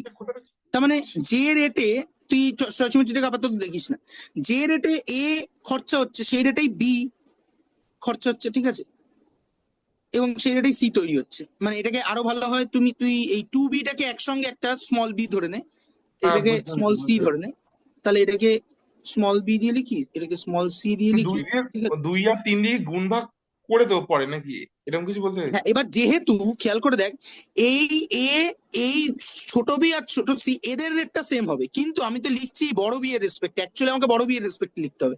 তার মানে খেয়াল করে দেখ যে একটা এ ডিসঅ্যাপিয়ার হলে পরে দুটো বি ডিসঅ্যাপিয়ার হয়, তাই হুম না? হুম। হ্যাঁ হ্যাঁ তার মানে বি এর রেট অফ ডিসঅ্যাপিয়ারেন্সটা বেশি, হ্যাঁ হ্যাঁ তাই না? হ্যাঁ হ্যাঁ। হ্যাঁ, তাহলে সেইটাকে ইকুয়াল মানে করার জন্য যেটা একটা করতে এ হয়, হলে দুটো বি হয় তার মানে এর সাপেক্ষে দ্বিগুণ হচ্ছে মানে যদি একটাই হয় দ্বিগুণ, মানে বি এর রেট অফ ডিসঅ্যাপিয়ারেন্সটা বেশি, তার মানে হচ্ছে এ যে rate of disappearance of A is equal two, actually আমি যদি চিন্তা টু করে দেখি, ইন্টু ঠিক রেট আছে, অফ ডিসঅ্যাপিয়ারেন্স অফ বি হবে।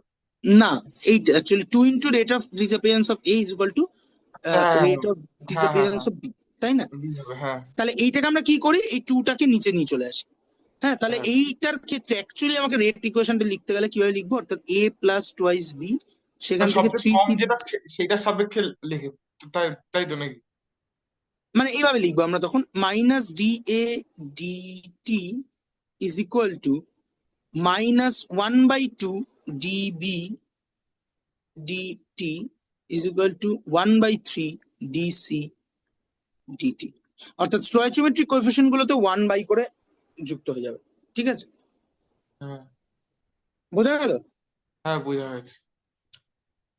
ওর কিটা বুঝতে পেরেছিস?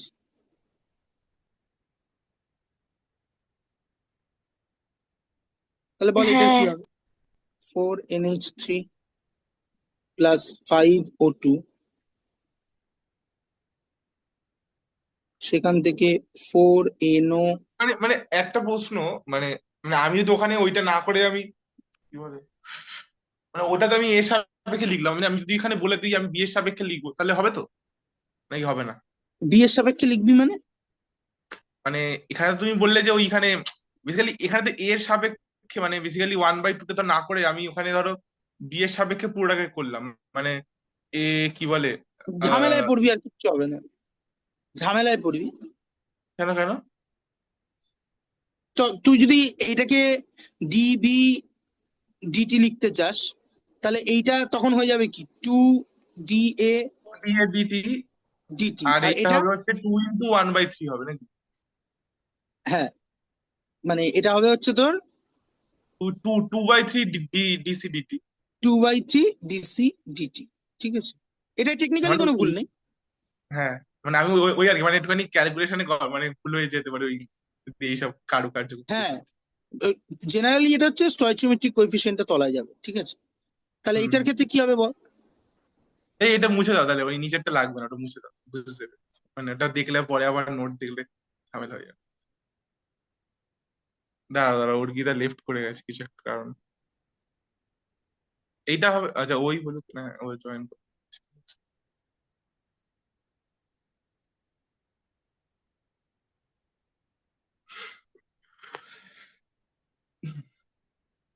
জয়েন করেছে আবার, হুম ঠিক আছে। হুম হুম হুম হুম। তাহলে অ্যাভারেজ রেট আর ইনস্ট্যান্টেনিয়াস রেট আমরা বুঝতে পারলাম। আচ্ছা, এটা এটা কি হবে ইকুয়েশনটা বল দেখি, মানে ওভারঅল রেট ইকুয়েশন এটা কিভাবে লিখবো? আমি বলবো, ইনস্ট্যান্টেনিয়াস রেটটাই বল।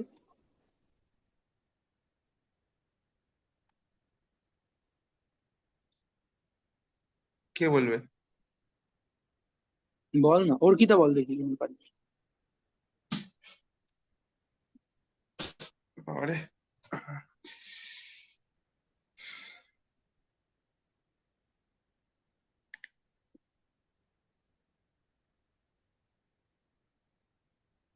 বল। ওর ওভার লেফট করে গেছিল মানে কোনো কারণে। আইগা বলো। কোথায় লেফট করেছে? না না, লেফট করে।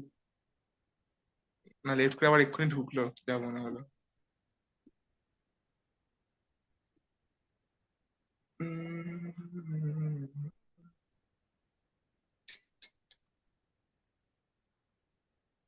কিভাবে লিখবো এই রেট ইকুয়েশনটা? এই তো NH3 বলবো বল। নাকি? ওই তো DNH3, মানে ডিটি, মানে ওই তো মানে আমি জাস্ট এর সামনে গুলো বলে দিচ্ছি নাকি, স্টারিত হয়ে গেল। DNH3 DT। তারপরে 5/4 ও ডি, O2 হ্যাঁ, ডিটি। 5/4, 5/4 না? 1/4। আচ্ছা আচ্ছা, এটার সাথে এরকম কেন? উম 1/4। সবকটা স্টয়চিওমেট্রি নিজে নিচে যাবে, ইটস সিম্পল হিসাব তো, এটার মধ্যে আবার কি হাতি ঘোড়া আছে? উম আচ্ছা। এই যে যার যেটা স্টয়চিওমেট্রিক কোএফিসিয়েন্ট। এটা না না, সেটা ঠিক আছে, মানে এটা এটা এটা এটা এটা কেন হচ্ছে একটুখানি মানে হট একটুখানি, এটা উমা, ধরতে পারছি না। আগেরটা কি বুঝলি? তাহলে আগেরটা দিয়েই করলাম। না, আগেরটাই তো দাঁড়া, একটা দুটো বি, না আগেরটাই তো বুঝতে পারলাম কিন্তু এটা বুঝতে পারলাম না দাদা। না, আগেটা তো এক, মানে একক, আমি বললাম এ, দাঁড়া দাঁড়া, আগেরটা তো বুঝতে পেরেছিলাম।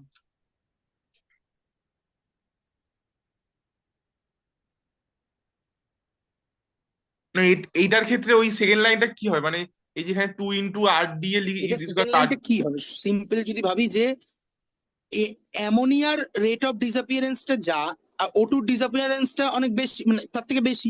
তো কতটা হ্যাঁ বেশি আমি যদি চিন্তা করি, তাহলে হ্যাঁ। ইয়ে করেই বা না, বুঝতে আমি পারবো তো যে যে এককে নিয়ে যাই, মানে মানে চার, মানে ওই আর কি, যে 4 NH3 জন্য 5 O2 লাগছে তাহলে। লসাগুর মতো না, যে 5 × DNH3 DT, ঠিক আছে, is equal two 4 × DO2 DT। এটা বুঝতে বোঝা যাচ্ছে না? এটা বোঝা যাচ্ছে না? হ্যাঁ হ্যাঁ। মানে NH3 যে রেটে ডিসঅ্যাপিয়ার করবে তার সাথে 4 গুণ করলে যা দাঁড়াবে, সেই ভ্যালুটা O2 যে রেটে ডিসঅ্যাপিয়ার করবে তার সাথে, সরি, NH3 যে রেটে ডিসঅ্যাপিয়ার করবে তার সাথে 5 গুণ করলে যা দাঁড়াবে, সেই রেটটা O2 যে রেটে ডিসঅ্যাপিয়ার করবে তার সাথে 4 গুণ করলে দেন ওয়ান সেম বাই দাঁড়াবে। এটা 1/5 হবে তো, মানে ওই 1/5 না, 5। এবার এইটা যখনই করতে হবে এই 5টা নিচে চলে আসবে, এই 4টা এখানে নিচে চলে আসবে, তাই জন্য এটা 1/4 1/5। ও আচ্ছা আচ্ছা আচ্ছা। হ্যাঁ হ্যাঁ। বোঝা গেল? এটা কি রাখবো না দাঁড়া, মুছে দেবো? এটা রাখ, এটা মুছে দাও দাদা। আমি একটু এটা একটু বুঝতে এটা দাদা একটুখানি দাঁড়া, আমি বুঝে নিচ্ছি একটু দাঁড়া। এই আগেরটা একটু দেখো তো, আগেরটা একবার দেখো, মানে ফার্স্ট এরটা। আরেকটু উপরে তোলো, আরেকটু উপরে তোলো। হ্যাঁ, ব্যাস ব্যাস ব্যাস ব্যাস। এক মুহূর্তের জন্য ঘুমাবে যাচ্ছে। অর্কিতা, তুই বুঝতে পেরেছিস? যে বলছিল বুঝতে পেরেছে, সেও কিন্তু বুঝতে পারছে না হ্যাঁ, বলছে। এটা পেরেছি এখন। আরে ঠিক আছে, আমি তো বুঝতে নাই পারি।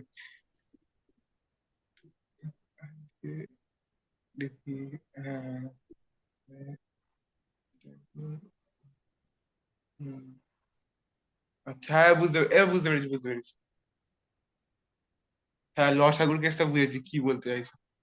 আচ্ছা, যাই হোক, তো বেসিক্যালি একটা রিয়াকশন আমরা যদি চিন্তা করি যে এরকম একটা রিয়াকশনের কার্ভ, তোদের রিয়াকশনের কার্ভ তেমন নেই, মানে না, আছে। এখানে দুটোর কনসেন্ট্রেশনটাকে সেম করতে চাইছি, তাই তো? দুটোর কনসেন্ট্রেশনকে সেম করতে যাচ্ছি না, রেট সেম হবে। রেটটাকে সেম করতে চাইছি, হ্যাঁ। ওভারঅল রেটটা সেম হবে। ঠিক আছে? হ্যাঁ, এই যে সবটাই লিখছি এটাই হচ্ছে আলটিমেটলি রিয়াকশন রেট। আচ্ছা। ওভারঅল রিয়াকশনের রেটটাই যে কোনো একটা টার্মসে লেখা যায়। ঠিক আছে? তো বেসিক্যালি কি হবে, যে তুই একটা পার্টিকুলার কনসেন্ট্রেশন থেকে রিয়াকশন শুরু করবি। ঠিক আছে? এবং রিয়াক্ট যত টাইম যাবে, এবার আবার যদি টাইম হয়, এবার আবার যদি কনসেন্ট্রেশন হয়, তাহলে রিয়াক্টেন্টের কনসেন্ট্রেশন কমবে ধীরে ধীরে। এবার এরকম কার্ভ হয়ে কমতে পারে, স্ট্রেট লাইন কমতে পারে, ডিপেন্ড করবে তার কাইনেটিক্সটা কি অর্ডারের কাইনেটিক্স, সেটা আমরা পরে আসছি। ঠিক আছে? এটা তাহলে রিয়াক্ট্যান্ট হলো। এবং যদি এটা এমন কাইনেটিক্স হয়, সব কাইনেটিক্স এর রিয়াকশন শেষ হয় না ফাইনাইট টাইমে, যদি এরকম রিয়াকশন হয় তাহলে এটা শেষ হবে। ঠিক আছে? সো আমি এটা ইন জেনারেলি লিখলাম। আর প্রোডাক্টটা তখন কি হবে, প্রোডাক্ট 0 থেকে শুরু হবে এবং আস্তে আস্তে প্রোডাক্ট, ওরে হনুমান, প্রোডাক্ট হুম আস্তে হুম। আস্তে বাড়বে। ঠিক আছে? So this is product. এবং এটা ওই সমান্তরাল হয়ে যাবে তো, মানে ওই যে ইয়ে হবে। হ্যাঁ, এবার সমান্তরাল হবে এবং এরা ক্রস করবে কি করবে না এগুলো ডিপেন্ড করছে তার এক্সপ্লিসিট কাইনেটিক্সটার উপরে এবং তাদের হ্যাঁ। ইনিশিয়াল কনসেন্ট্রেশনের উপর। সেটা বাদ দে, সেটা আপাতত আমি যাচ্ছি না। যেটা ব্যাপার এবার সেটা হচ্ছে যে এখানে এই যে কোনো একটা রেসপেক্টে আমরা যে এই টার্ম গুলোকে যে ডিফাইন করছি, এই টার্ম গুলো আসলে হচ্ছে এই কার্ভটা, স্লোপটা। ঠিক আছে?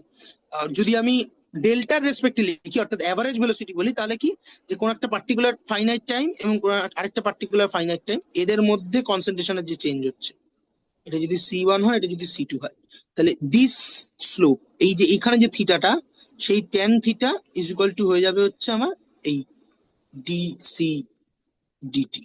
ঠিক আছে? এটা বোঝা দাঁড়া, গেল? Dc dt tan theta. এটা হচ্ছে আমার হ্যাঁ। Average velocity. আচ্ছা, এখানে তো সি ফর কোনটার কনসেন্ট্রেশন, ও আচ্ছা, সবগুলোর তো একই হবে, তাই তো? আচ্ছা যে কোনো একটা আচ্ছা কনসেন্ট্রেশন। ঠিক আছে? আচ্ছা ঠিক আচ্ছা, আছে? হ্যাঁ বুঝেছি। স্পিসিস, কোন একটা স্পিসিসের কনসেন্ট্রেশন। ঠিক আছে? This is average velocity. আর যদি আমাকে ইনস্ট্যান্টেনিয়াস ভেলোসিটিকে এই গ্রাফে দেখতে হয়, তাহলে কি, তাহলে ইনস্ট্যান্টেনিয়াস ভেলোসিটি হচ্ছে একটা কনসেপ্টের মতো। সেটা হচ্ছে সিম্পলি যে কোন একটা মুহূর্তে, যেখানে T1 ছিল, হ্যাঁ, তাহলে T1 টাইমে কনসেন্ট্রেশন ছিল C1। এবার আমি দেখতে চাইছি যে এর মধ্যে ইনফিনিটেসিমালি স্মল চেঞ্জ করেছে, অর্থাৎ T1 প্লাস ডিটি, এইটুকু টাইমে এর কি চেঞ্জ হবে, C1 প্লাস কত হবে। ঠিক আছে? হ্যাঁ এইটাই হ্যাঁ। হচ্ছে আমার ডিসি ডিটি। ঠিক আছে? হুম হুম। এখানটা একটু ভুল বলেছি আমি, এটা অ্যাভারেজের ক্ষেত্রে এটা ডেল্টা দিয়ে লেখা উচিত। ঠিক আছে? বোঝা গেল? হ্যাঁ হ্যাঁ। ঠিক আছে, আচ্ছা বলতো তাহলে এই রিয়াকশন রেটের একক কি হবে? ইউনিট অফ রিয়াকশন মানে পার রেট। সেকেন্ড হবে। কনসেন্ট্রেশন এককটা আমি ভুলে গেছি, লিটার পার সেকেন্ড এরকম কিছু। মানে মিটার মিলিলিটার পার সেকেন্ড, মানে কিছু একটা আয়তনের একক কনসেন্ট্রেশনের একক কি? কনসেন্ট্রেশনের সবচেয়ে জেনারেল একক কি? ওই তো নর্মালিটি, এত নর্মাল। না, ওটা সবচেয়ে জেনারেল নয়। আহ বাট নর্মালিটিও একটা একক, ফলে নর্মালিটির রেসপেক্টও তুই বলতে পারিস আর কি চাই। তাহলে কি একটু বলো, আমি ভুলে ভুলে গেছি মানে। এরকম কিছু একটা হবে, মানে রেটকে যদি আমি চিন্তা করি, আমি তো বললাম যে যে কিছু একটা পারলি, মানে আয়তনের একক পারলি, মানে per concentration second. Divided by time. হ্যাঁ তাহলে মানে তাই বললাম কনসেন্ট্রেশনের সবচেয়ে জেনারেল একক হচ্ছে let's say mole per litre হ্যাঁ। Divided by time. তাহলে এর একক হবে হচ্ছে, মানে এটা সেকেন্ড, তাহলে এটা হবে হচ্ছে mole mole per litre litre per second. Inverse second inverse, হ্যাঁ। ঠিক আছে, বা mole litre inverse minute inverse. হ্যাঁ, মানে যদি মানে আমি গ্যাসিয়াস সাবস্টেন্স হয়, হুম, গ্যাসিয়াস সাবস্টেন্স যদি হয়, তাহলে আমরা কনসেন্ট্রেশন টার্মটা কনভার্ট হয়ে যাবে হচ্ছে পার্শিয়াল প্রেসার বা প্রেসার, তখন এটা একক হয়ে যাবে এটিএম পার সেকেন্ড, মানে এটিএম সেকেন্ড ইনভার্স। হ্যাঁ। ঠিক আছে, এই হচ্ছে এককের গল্প। ঠিক আছে, এখান থেকে দেখবি কিছু অঙ্ক আছে, করবি। ঠিক আছে, একক রেটের রেটের পার্টটা বুঝলে পরে অঙ্ক না পারার কিছু নেই। ঠিক আছে, এরপরে আমরা চলে আসি যে এই যে একটা রিয়াকশনের রেট আমরা বুঝলাম, মানে এরপর থেকে আর আমরা এভারেজ রেটটা তেমন ইউজ করবো না, আমরা যেটা ইউজ করবো সেটা হচ্ছে ইনস্ট্যান্টিনিয়াস রেট। ঠিক আছে, তো এই যে রেট অফ দ্য রিয়াকশন, এই রেট অফ দ্য রিয়াকশন কোন কোন ফ্যাক্টরের উপর ডিপেন্ড করে, হুম, সেটা আমরা যদি বুঝতে চাই। ঠিক আছে, সো আমি লিখছি ফ্যাক্টর এফেক্টিং বা influencing affecting the rate of the reaction.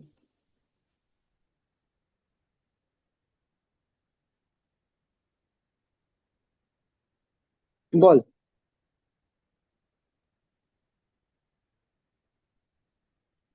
মানে ওই তো পারিপার্শ্বিক আবহাওয়া কিরকম হবে, মানে আবহাওয়া মানে প্রকৃতিটা কিরকম হবে, পারিপার্শ্বিক আবহাওয়া, মানে ওই তো। তুই যে বৃষ্টি হলে রিয়াকশন রেট কমে যাবে না বেড়ে যাবে? সেটা তো কোন রিয়াকশন করছি তার উপর ডিপেন্ড করছে। তুই তো তার বললি মানে কি, পারিপার্শ্বিক আবহাওয়ার উপর ডিপেন্ড করবে। আরে রিয়াকশনে কি কি নিয়ে সেটার উপরে ডিপেন্ড করবে। হ্যাঁ, মানে যে কোনো এফেক্ট হ্যাঁ মানে, হ্যাঁ বলতে মানে গেলে পরে মানে প্রথমে যেটা বলতে কি, হয় সেটা হচ্ছে যে মানে মানে বস্তু কি, মানে বস্তু বলতে কি। সিস্টেমটার উপর ডিপেন্ড করবে। ঠিক আছে, হ্যাঁ। হ্যাঁ, সো সিস্টেমটা, সো এক নম্বর ফ্যাক্টর হচ্ছে নেচার অফ দ্য রিয়াকশন বা nature of the reactant and product, মানে সোজা কথায় রিয়াকশন। হ্যাঁ। ডিফারেন্ট রিয়াক্ট্যান্ট ডিফারেন্ট প্রোডাক্টের সেট নিলে পরে ডিফারেন্ট রিয়াকশন হবে। ঠিক আছে, মানে যখন হাইড্রোজেন আর অক্সিজেন জুড়ে আমি জল তৈরি করছি, তার রেট আর বাকি সব ফ্যাক্টর সেম রেখে যদি আমি হাইড্রোজেন অক্সিজেন জুড়ে হাইড্রোজেন পারঅক্সাইড তৈরি করতে যাই, তার রেট আলাদা হবে। ঠিক আছে, তারপরে গুরুত্বপূর্ণ ফ্যাক্টর কি? Concentration of the reactants. ঠিক আছে,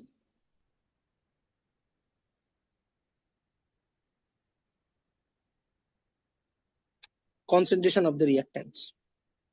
তারপরে 3 নম্বর ফ্যাক্টর হচ্ছে টেম্পারেচার।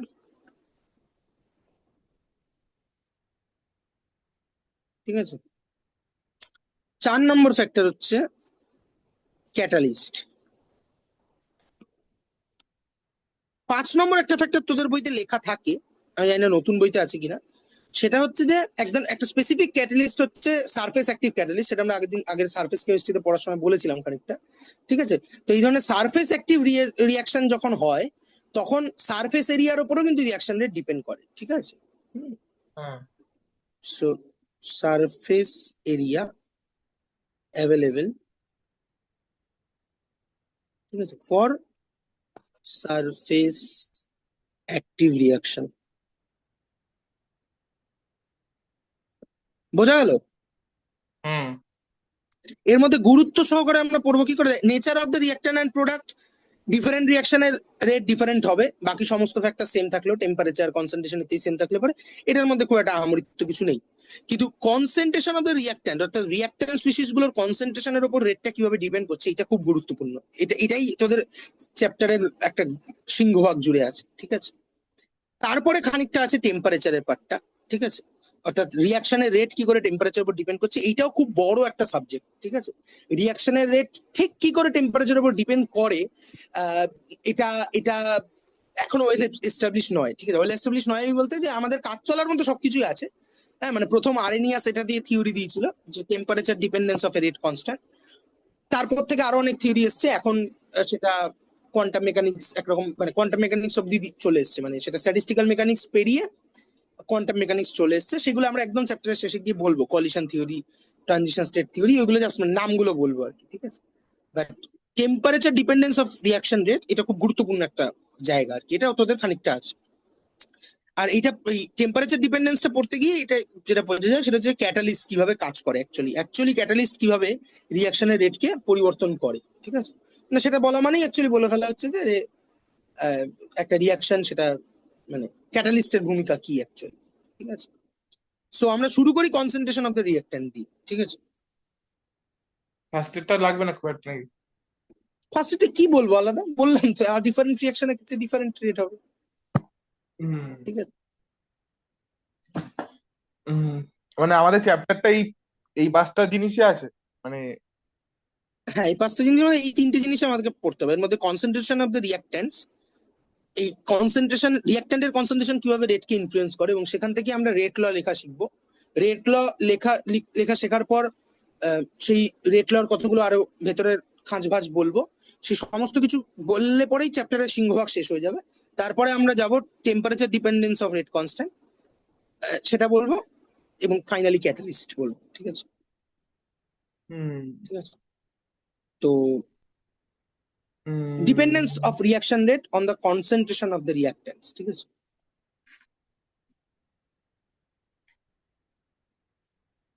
বুঝতে পেরেছি।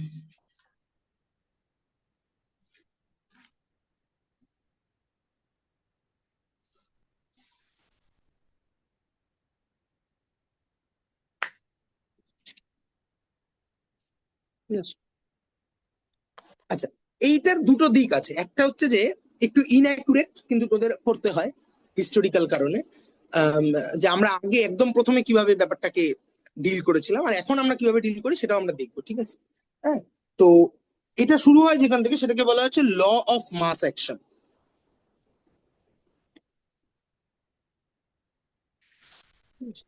এই ল অফ মাস অ্যাকশন, এই যে অ্যাকশন টার্মটা, এখান থেকেই আসে অ্যাক্টিভিটি, এখান থেকেই আসে কেমিক্যাল অ্যাক্টিভিটি, ঠিক আছে, activity. But law of mass action বলতে আমরা যেটা এখন বলবো সেটা হচ্ছে যে basically at a constant temperature for a given reaction, হ্যাঁ, rate of the reaction at any instant, মানে আমরা ইনস্ট্যান্টেনিয়াস রেট নিয়ে কথা বলছি, হ্যাঁ, rate of the reaction at any instance is directly proportional to the product of active masses of the reactants at that time with the active masses term of each reactant raised to the power equal to the stoichiometric coefficient, ঠিক আছে। হুম, ঠিক অনেক আছে। কথা বললাম, হ্যাঁ, লিখতে ইংরেজিতে হবে। বললাম। হ্যাঁ, বেসিক্যালি না, আমি আমি ওভাবে লিখছিও না ব্যাপারটা, কারণ তোদের বইতে তো আছেই, বই পড়লেই আমার থেকে ভালো ওখানে লেখা বলছি আছে, যে ঠিক আছে। আমি বইটা খুললাম, বই এখানে ওই কি কি বিষয়ের উপর নিয়ন্ত্রণ করে সেটা ওই একটা ছক মতো করে লেখা আছে। তারপরেই হুম, পরের পয়েন্টটা লেখা আছে বিক্রিয়ার গতিসূত্র, বিক্রিয়ার হার সমীকরণ। মানে এটা কি তুমি মানে আহ এটা কি পরে যে তুমি যেটা বললে সাই পড়াচ্ছি তো, দেখ না, ঠিক আছে। হ্যাঁ, এইটা কি তুমি পড়াচ্ছ? হ্যাঁ, ল অফ মাস অ্যাকশন, তার মধ্যে এট এ কনস্ট্যান্ট টেম্পারেচার একটা রিয়াকশন যদি হয়, ঠিক ও আছে। আচ্ছা আচ্ছা, ভর ক্রিয়ার সূত্র তাই তো? হ্যাঁ, এ প্লাস বি, সেখান থেকে ধর সি, এরকম একটা রিয়াকশন হচ্ছে, ঠিক হুম আছে। হুম হুম হুম হুম। তাহলে এর রিয়াকশন রেটটা কিভাবে ডিপেন্ড করবে না, বলছে রেট,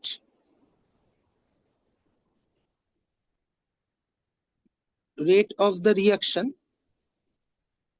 ঠিক আছে, is directly proportional to the active masses of the species. তার মানে কি, রেট অফ দ্য রিয়াকশন আমি যে কোনো একটা টার্মসে লিখতে পারি, এর টার্মসও লিখতে পারি, বি এর টার্মসও লিখতে পারি, সি এর টার্মসও লিখতে পারি। But rate of the reaction, let's say এর টার্মসে যদি লিখি, rate of the reaction is directly proportional to the this এ, আমি এভাবে লিখছি, এ অফ এ, এই এ টার্মসটা হচ্ছে অ্যাক্টিভিটি টার্মস, অ্যাক্টিভিটি টার্মস, হ্যাঁ। হ্যাঁ, তাহলে আমরা কি বললাম যে at a constant temperature the rate of a reaction at any instance is directly proportional to the product of active masses। এই প্রোডাক্ট কথাটা পরে আসছি, আমরা প্রোডাক্ট কথাটাকে অমিট করে যদি বলি তাহলে আমি বলছি যে is directly proportional to the active masses raised to the power as their stoichiometric coefficient। তার আচ্ছা, মানে হ্যাঁ হ্যাঁ হ্যাঁ, এইটা তো আগেও করেছি ইকুইলিব্রিয়ামের ক্ষেত্রে। হ্যাঁ, ধর এটা যদি আমি বলি এ এ ছিল এন্ড প্লাস বি বি ছিল, এন্ড এটা এখান থেকে সি সি তৈরি হচ্ছে, ঠিক আছে, ঠিক আছে। লাল তাহলে করে এটা কি হবে, তাহলে হচ্ছে অ্যাক্টিভিটি অফ এ স্পিসিসটা to the power small A. Small A, ঠিক আছে। এবার রেট অফ দ্য রিয়াকশন এর টার্মসে লিখলে এটা হবে, আমি যদি বি এর টার্মসে লিখি তাহলে এটা হবে activity of B to the power B, তাই না? অ্যাক্টিভিটি অফ বিটাকে ওইভাবে লেখো না, ওই থার্ড ব্র্যাকেট দিয়ে লিখে লিখে তো। না, অ্যাক্টিভিটিকে থার্ড ব্র্যাকেট লাইন, এই ব্র্যাকেটটা আমি দিচ্ছি পাওয়ারটা বোঝানোর জন্য, ঠিক আছে। মানে অ্যাক্টিভিটিকে বোঝায় কি চিহ্ন দিই তাহলে? এ, শুধু এ, শুধু এ। স্মল এ। হ্যাঁ, আচ্ছা। ঠিক আছে, এটা হলো, হ্যাঁ। তো এবার আমি যদি দুটোকে ক্লাম্প করে দিই তাহলে কি হবে, রেট অফ রিয়াকশন, ভেদের অঙ্ক ছোটবেলায় শিখেছি, rate of reaction is proportional to A A to the power B, sorry, to the power A into A B to the power B. এবার আমি সংজ্ঞাটা আবার পড়ছি, at constant temperature the rate of reaction at any instance is directly proportional to the product of active masses। Product কেন, এই যে গুণ, তাই না, product of active masses of আচ্ছা the আচ্ছা আচ্ছা। reactants at that time with the active mass term of each reactant raised to a power equal to the stoichiometric coefficient। stoichiometric coefficient তার পাওয়ারে বসে যাবে, তাই না? তাহলে হ্যাঁ actually law of mass action সেটা কি দাঁড়ালো, যে rate is equal to, sorry equal to না, proportional to A of I, বা অত জেনারেল করে লেখারও দরকার নেই, A to the power A to B to the power B, আরো যদি কিছু থাকে গুণ ডট ডট ডট, ঠিক আছে, এটা। এবার যেহেতু at our case we are dealing with only ideal or ideally dilute solution, ঠিক আছে, তাহলে কি হবে, হ্যাঁ। তখন আমরা আমরা আমরা we can replace the activity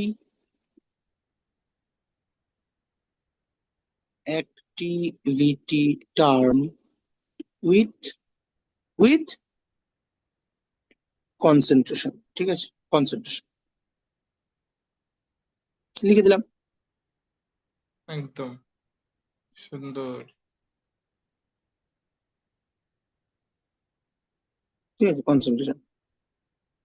so তাহলে আমাদের আমাদের রেট ইকুয়েশনটা কিরকম দেখতে হবে এখন, আমাদের রেট ইকুয়েশনটা হবে rate is proportional to A এর concentration to the power A into B এর concentration to the power B, and আরো যদি কিছু থাকে, ঠিক আছে। এরপরে কনসেন্ট্রেশনটা, এই সরি প্রপোর্শনালিটি টার্মটা সরালে পরে একটা কনস্ট্যান্ট আসবে,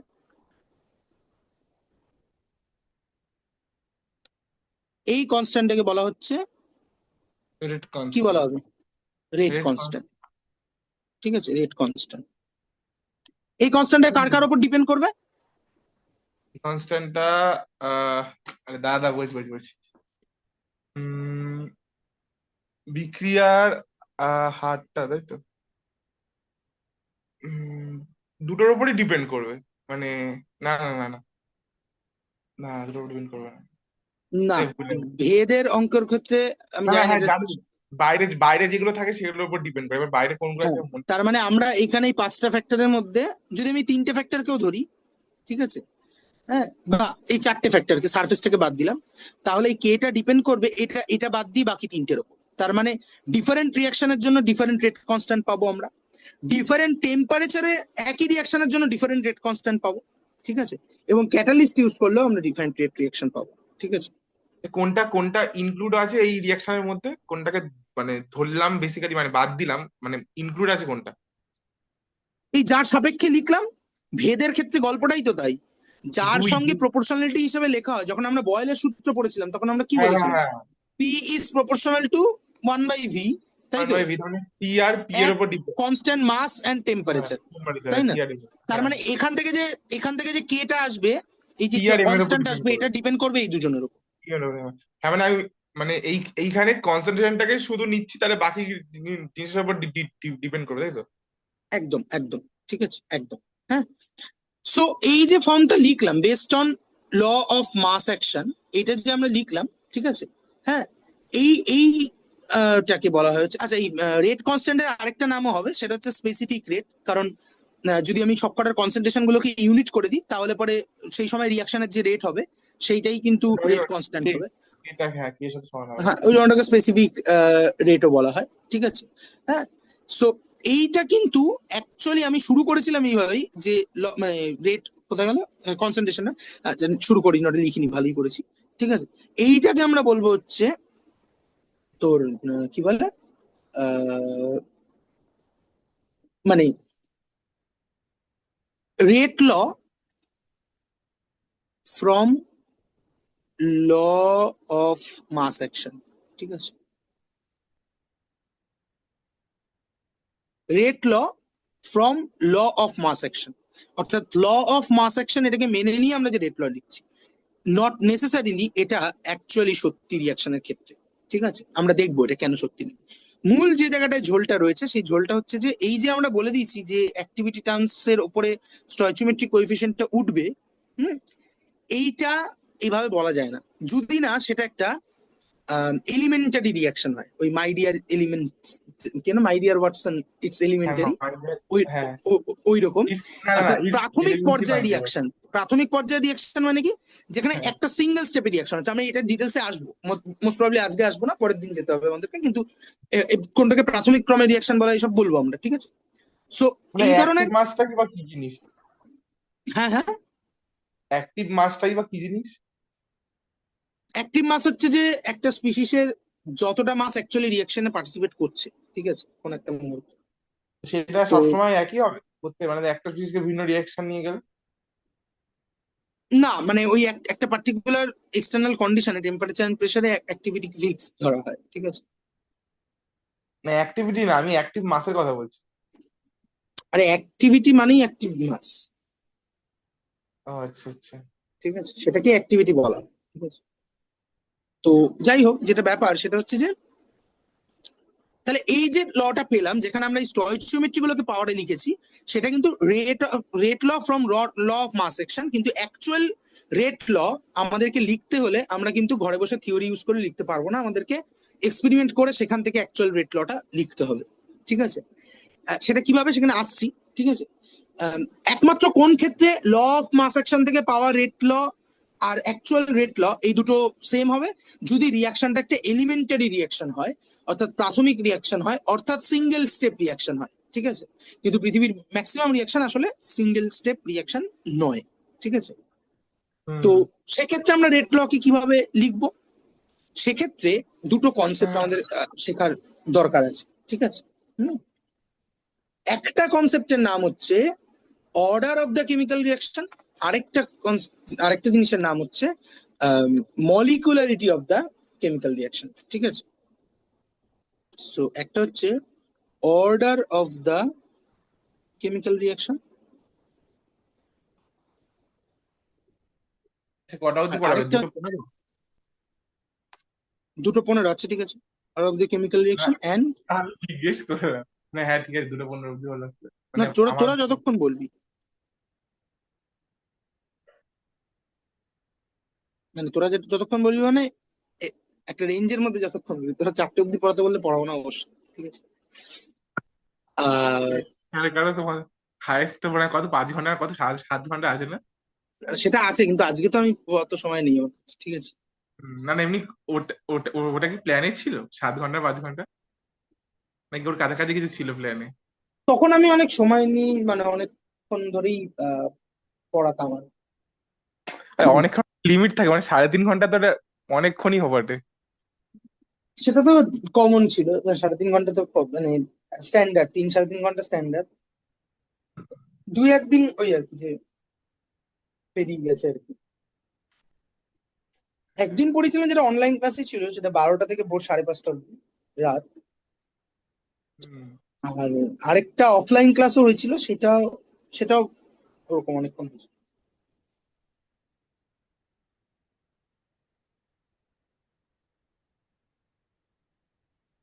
হুম। লোক থাকতে হয়, ওই আর কি। হ্যাঁ, হ্যাঁ, না আমি জানি লোক থাকলেই হয়। হ্যাঁ, লোক থাকলে হয়।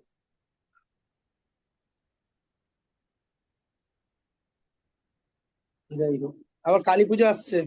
তোর তোর বাড়িতে তো মানে তোর বাড়ির আশেপাশে তো প্রচুর কালী পুজো হয়। হ্যাঁ ওই আর কি। এবার দেখবো না ঠিক করেছি, দেখি কি হয়। দেখবি না মানে চোখ বন্ধ করে রাখবি? আরে আমার বাড়ির আশেপাশে, মানে আমার বাড়ির মানে মানে অন্তত 500 মিটার দূর থেকে পুজো শুরু হয়, মানে ওই আর কি। হম। পাঁচ মানে তোর সাতটা বাড়ির সামনেতেই তো ওই পুজোগুলো হয় না, ওই যে যেটা একবার একটা ওই যে হ্যাঁ হ্যাঁ হ্যাঁ হ্যাঁ, বড় গাগি করেছিল সব বাসুদেবের থেকে। যে শিবটা করেছিল, তারপরে একটা হ্যাঁ কি হ্যাঁ হ্যাঁ শতদল ক্লাব না কি আছে? হ্যাঁ হ্যাঁ, মানে আমার ওই যে স্কুলটা পূর্ব আশা স্কুল, মানে ওই কাজীপাড়ার দিকে একটু মেন রোড ধরে গেলে হুম। ওইখানে একটা পুজো হয়, ওই যেটা বড় ঠাকুর করেছিল বললে, ওটাই 2 বছর আগে করে করে উঠেছিল। কটা কটা মানে বাসাতে কটা মোটামুটি বড় কালী পুজো হয়? 10 12টা হবে। আচ্ছা। হুম। মানে আমি ব্রিজের এদিকটাতেই দেখেছি, ওদিকটায় যাইনি মানে তোর। বুঝতে পেরেছি বুঝতে পেরেছি। না তাহলে আমাদের এদিকে যাওনি, তাহলে জানলে কি করে যেটা বড় পুজো, মানে ওটা আমাদের এদিকেই তো হয়েছে। না, না, ব্রিজের ওদিকটা দেখেছি, তোদের দিকটাই দেখেছি। ও, ও আচ্ছা, মানে তুমি ট্রেনে করে এসেছিলে নাকি?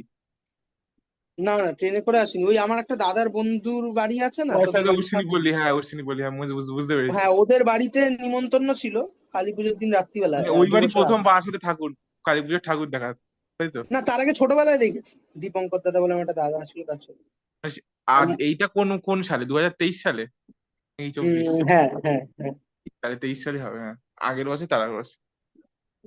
2023 সালে বললো এরকম নিমন্ত্রণ আছে, তো ওদের বাড়িতে খাওয়া দাওয়া করে বেরিয়েছিলাম 10:30 11:30 নাগাদ। পায়ে হেঁটে হেঁটেই গেলাম, না অটো করেছিলাম বোধহয় এক আধবার। হ্যাঁ মানে খুব ছোট ছোট, মানে মানে পায়ে হেঁটেই দেখা যায়, মানে কলকাতার মতো অত অত হাঁটতে হয় না, খুব ছোট জায়গা এগুলো। কলকাতা তো অনেক বড় জায়গা, হ্যাঁ অনেক বড় জায়গা। আরে হ্যাঁ, এখানে তো মানে অটো করেছিল বাট, ও মানে হ্যাঁ মানে ওই আর কি, মানে এখানে প্রচুর রাস্তা না, আটকায় না, মানে। অটো করেছিলাম হচ্ছে শুরু বাড়ি থেকে বেরিয়ে ওই গভর্নমেন্ট হ্যাঁ কলেজ বুঝতে অব্দি পেরেছি বুঝতে গেছিলাম। পেরেছি, হ্যাঁ হ্যাঁ, ওইটা তো দূরে হবে। না তো বাড়ির সামনে একটা দুটো পুজো, মানে মানে তুমি দেখোনি ওই অশ্বিনী পল্লী, ওখানেই 2 3টে একটা দুটো পুজো হয় কাছাকাছি, ছোটখাটো বাট হয়। হুম। মানে অশ্বিনী আর পল্লী তারপরে ঠিক আকাশ আমাকে বলেছিল যে ওই তো মানে আকাশদের বাড়ির দিকে আরো কিছু পুজো হয় বড়। বাড়ি থেকে 2 3টে, মানে ওই আর কি যে শ্রীভূমি টাইপের নাম করা পুজো মতো একটা দুটো পুজো আছে কলকাতায়। হুম। মানে শ্রীভূমি তো ওখানে, কলকাতার ঝোল পুজো আর কি মানে। আরে ওটাই তো বলছি যে এখানেও কিছু ঝোল পুজো আছে ওরকম বড় নাম করা। আমি এত মানে আমি কলকাতায় খুব এক্সটেন্সিভলি ঠাকুর দেখেছি, শ্রীভূমির ঠাকুর আমার ধারণা আমি দুবার দেখেছি আজ অব্দি।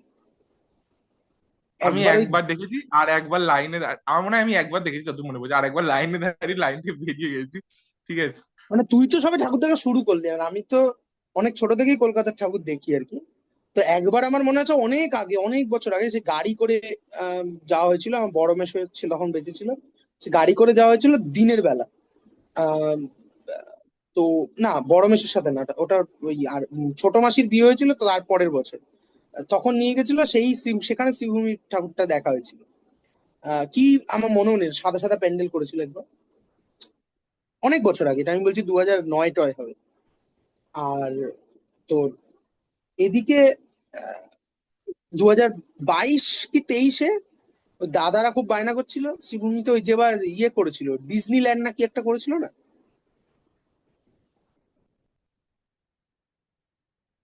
একবার একটা ডিজনিল্যান্ড করেছিল, তার মধ্যে আলো ফালো দিয়ে ঝিকমিকি করছিল, তো খুব পপুলার হয়েছিল। তো সেটা দেখাতে নিয়ে গেছিলাম, আদারওয়াইজ মানে আমি এমনি খুব একটা। মানে শিউর পুজো কি আগে ভালো হতো মানে নামটা না, কি করে হতো? শ্রীভূমি চিরকালই ওরকম ছোট পুজোই করতো। মানে কলকাতার কিছু ঝোল পুজো হচ্ছে শ্রীভূমি, সন্তোষ মিত্র স্কোয়ার, ঠিক আছে। এরা চেতলাও এক আছে সময় এখন। একটা ট্র্যাডিশন, এরা খুব পুরনো। মানে শ্রীভূমি তো অনেকদিন ধরে পুজো হচ্ছে, তার থেকেও আগে সন্তোষ মিত্র স্কোয়ারে পুজো হচ্ছে। লেবুতলা পার্কের পুজো মানে পুজো হিসাবে ইয়ে ছিল যে বড় পুজো হয়, বড় পুজো বলতে লেবুতলা বড় পার্ক প্যান্ডেল। মানে সন্তোষ মিত্র স্কয়ার। হ্যাঁ। তো তারপরে এই লাস্ট কয়েক বছরে এই দুটো পুজোই খুব পপুলার হয়েছে। শ্রীভূমি একটু আগে থেকে হয়েছে, সন্তোষ মিত্র স্কোয়ার তারপরে হয়েছে। কিন্তু এই দুটো পুজোই আমার ঝোল পুজো লাগে, ঠিক আছে। মানে এরা এরা কিছুই করে না এদিকে, মানে খবরে হ্যাঁ থাকে আর কি, ঠিক আছে? হ্যাঁ। হ্যাঁ, কিছু মানে খবরে থাকে আর এত ঘোরায় মানে কিছু বলার নেই আর। হুম, মানে লোকেও যায়, কি করতে যায় আল্লাহ জানে। হ্যাঁ, হ্যাঁ। মানে এখন এসে আমি 2 বছর দেখলাম পর পর, এখন এর সাথে আমি চেতলাটাকেও জুড়ে দেবো। চেতলা তো তাও কিছু একটা করার চেষ্টা করে। মানে চেষ্টা করে কিন্তু ওই আর কি, ও মানে আস্তে আস্তে ওই দিকেই যাচ্ছে আর প্রচন্ড ভিড় করে মানে, মানে ইচ্ছা করে ভিড় করে ওই শিবভূমি আর আমি সন্তোষের সেটা নিয়ে মধ্যে। কথাই বলছি না। ভিড় করা না করা এর মধ্যে অনেকগুলো ফ্যাক্টর আছে, এখানে ক্লাবের ফ্যাক্টর আছে, এখানে কর্পোরেশনের ফ্যাক্টর নয়, না প্রশাসনের না ফ্যাক্টর আমার, আছে। হ্যাঁ শিবভূমি তো তো অনেক মানে অনেক দূর থেকে ঘুরিয়ে ফিরিয়ে আনে, মানে সন্তোষ মিত্র তো তাই করে। চিতলাতে আমি দেখি, আমি লাস্ট 2বার গেলাম, দুবারই কিন্তু তাই আমি তাই। সেটা নিয়ে কথাই বলছি না, সেটা অন্য, যেটা টেকনিক্যাল কথা, ঠিক আছে, সেটা নিয়ে আমি কথাই বলছি না। মানে ওটা তো বাইপাস করা যায়। কলকাতার পুজো কোন সময় দেখলে পরে, সুরুচি সঙ্গের পুজো যখন সুরুচি সঙ্গ তার পিকে ছিল, 3 সাড়ে 3 ঘন্টা লাইন না দিলে সুরুচি সঙ্গ দেখা যেত না। সেই সময় আমি সুরুচি সঙ্গ 8 ঘন্টা 40 মিনিটে দেখে বেরিয়ে এসেছি। সেটা প্ল্যানিং করতে হয় যে কোন সময় যেতে হবে, ঠিক আছে। হ্যাঁ। তো যাই হোক, সেগুলো একদিনে আসেনি, অনেক ঘুরে অভিজ্ঞতা সঞ্চয় করতে হয়েছে। মানে তুমি তো বলেছিলে নবমীর রাতে কিন্তু বিশাল ভিড় ছিল, আমি কিন্তু তুমি বলেছিলে নবমীর রাতে যেতে, আমি নবমীর রাতে ভেড়ার দিকে গেছিলাম কিন্তু ফেরার সময় দেখছিলাম মানে তখন দশমীর প্রায় ভোর ভোরের দিকে 4টে 5টা। এবার আহ, বিশাল ভিড় মানে সুরুচির চেতলার লাইন সেই ওখানে কি একটা ব্রিজ আমি চিনি না হ্যাঁ, কি এটা আলিপুর বলছিল। ব্রিজ, নিউ আলিপুর ব্রিজ, হ্যাঁ। হ্যাঁ, ওই ব্রিজ ছাড়িয়ে চলে গেছে। হুম। আর সেটা তুমি মানে বললে হতে পারে মাউন্টেন, বাট সাধারণত রাত্রি 3:30টার মানে দিকে গেলে। এইবারে কিন্তু মানে দিন দিন তো ভিড় বাড়বেই, আর মানে এইবারে অনেক ভিড় হয়েছে মানে সবাই বলছে মানে আরো অনেক ভিড় হয়েছে, বিশাল ভিড় হয়েছে। সে তো দিন দিন ভিড় বাড়বেই, তারপরে মিসম্যানেজমেন্ট ইত্যাদি তো আছে। চেতলা তো মিসম্যানেজমেন্ট বোধহয় হয়েছে এই পুজোতেই চেতলা বোধহয় 2 বার না 3 বার বন্ধ করতে হয়েছে। হ্যাঁ হ্যাঁ আমরা একবার গেছিলাম তৃতীয়ার দিন ওই আগুন লেগে গেছিল বলেছে। তারপরেও ভিড়ের জন্য বন্ধ করতে হয়েছে, আমি রিলস দেখছিলাম, 2 4 জন রিলস ছেড়েছে। হ্যাঁ হ্যাঁ, যে ভিড়ের জন্য মিসম্যানেজমেন্ট হয়েছে, অনেক অনেক হয়েছে বললো তো এইবারে। না, আমি সন্তোষ মিত্র স্কোয়ার শ্রীভূমিকে ভিড়ের জন্য বললাম না, এরা কিছুই করে না মানে। শ্রীভূমি সন্তোষ মিত্র স্কোয়ার যে আচ্ছা পুজোটা অর্পিতার করে। শরীরটা খারাপ লাগছে বলছে, ও বেরিয়ে গেছে। আচ্ছা, ঠিক আছে, তাহলে এখানেই থামছি পড়া। আম, শ্রীভূমি সন্তোষ মিত্র স্কোয়ার যে পুজোটা করে, সেই পুজোটা কলকাতার তুমি স্ক্রিন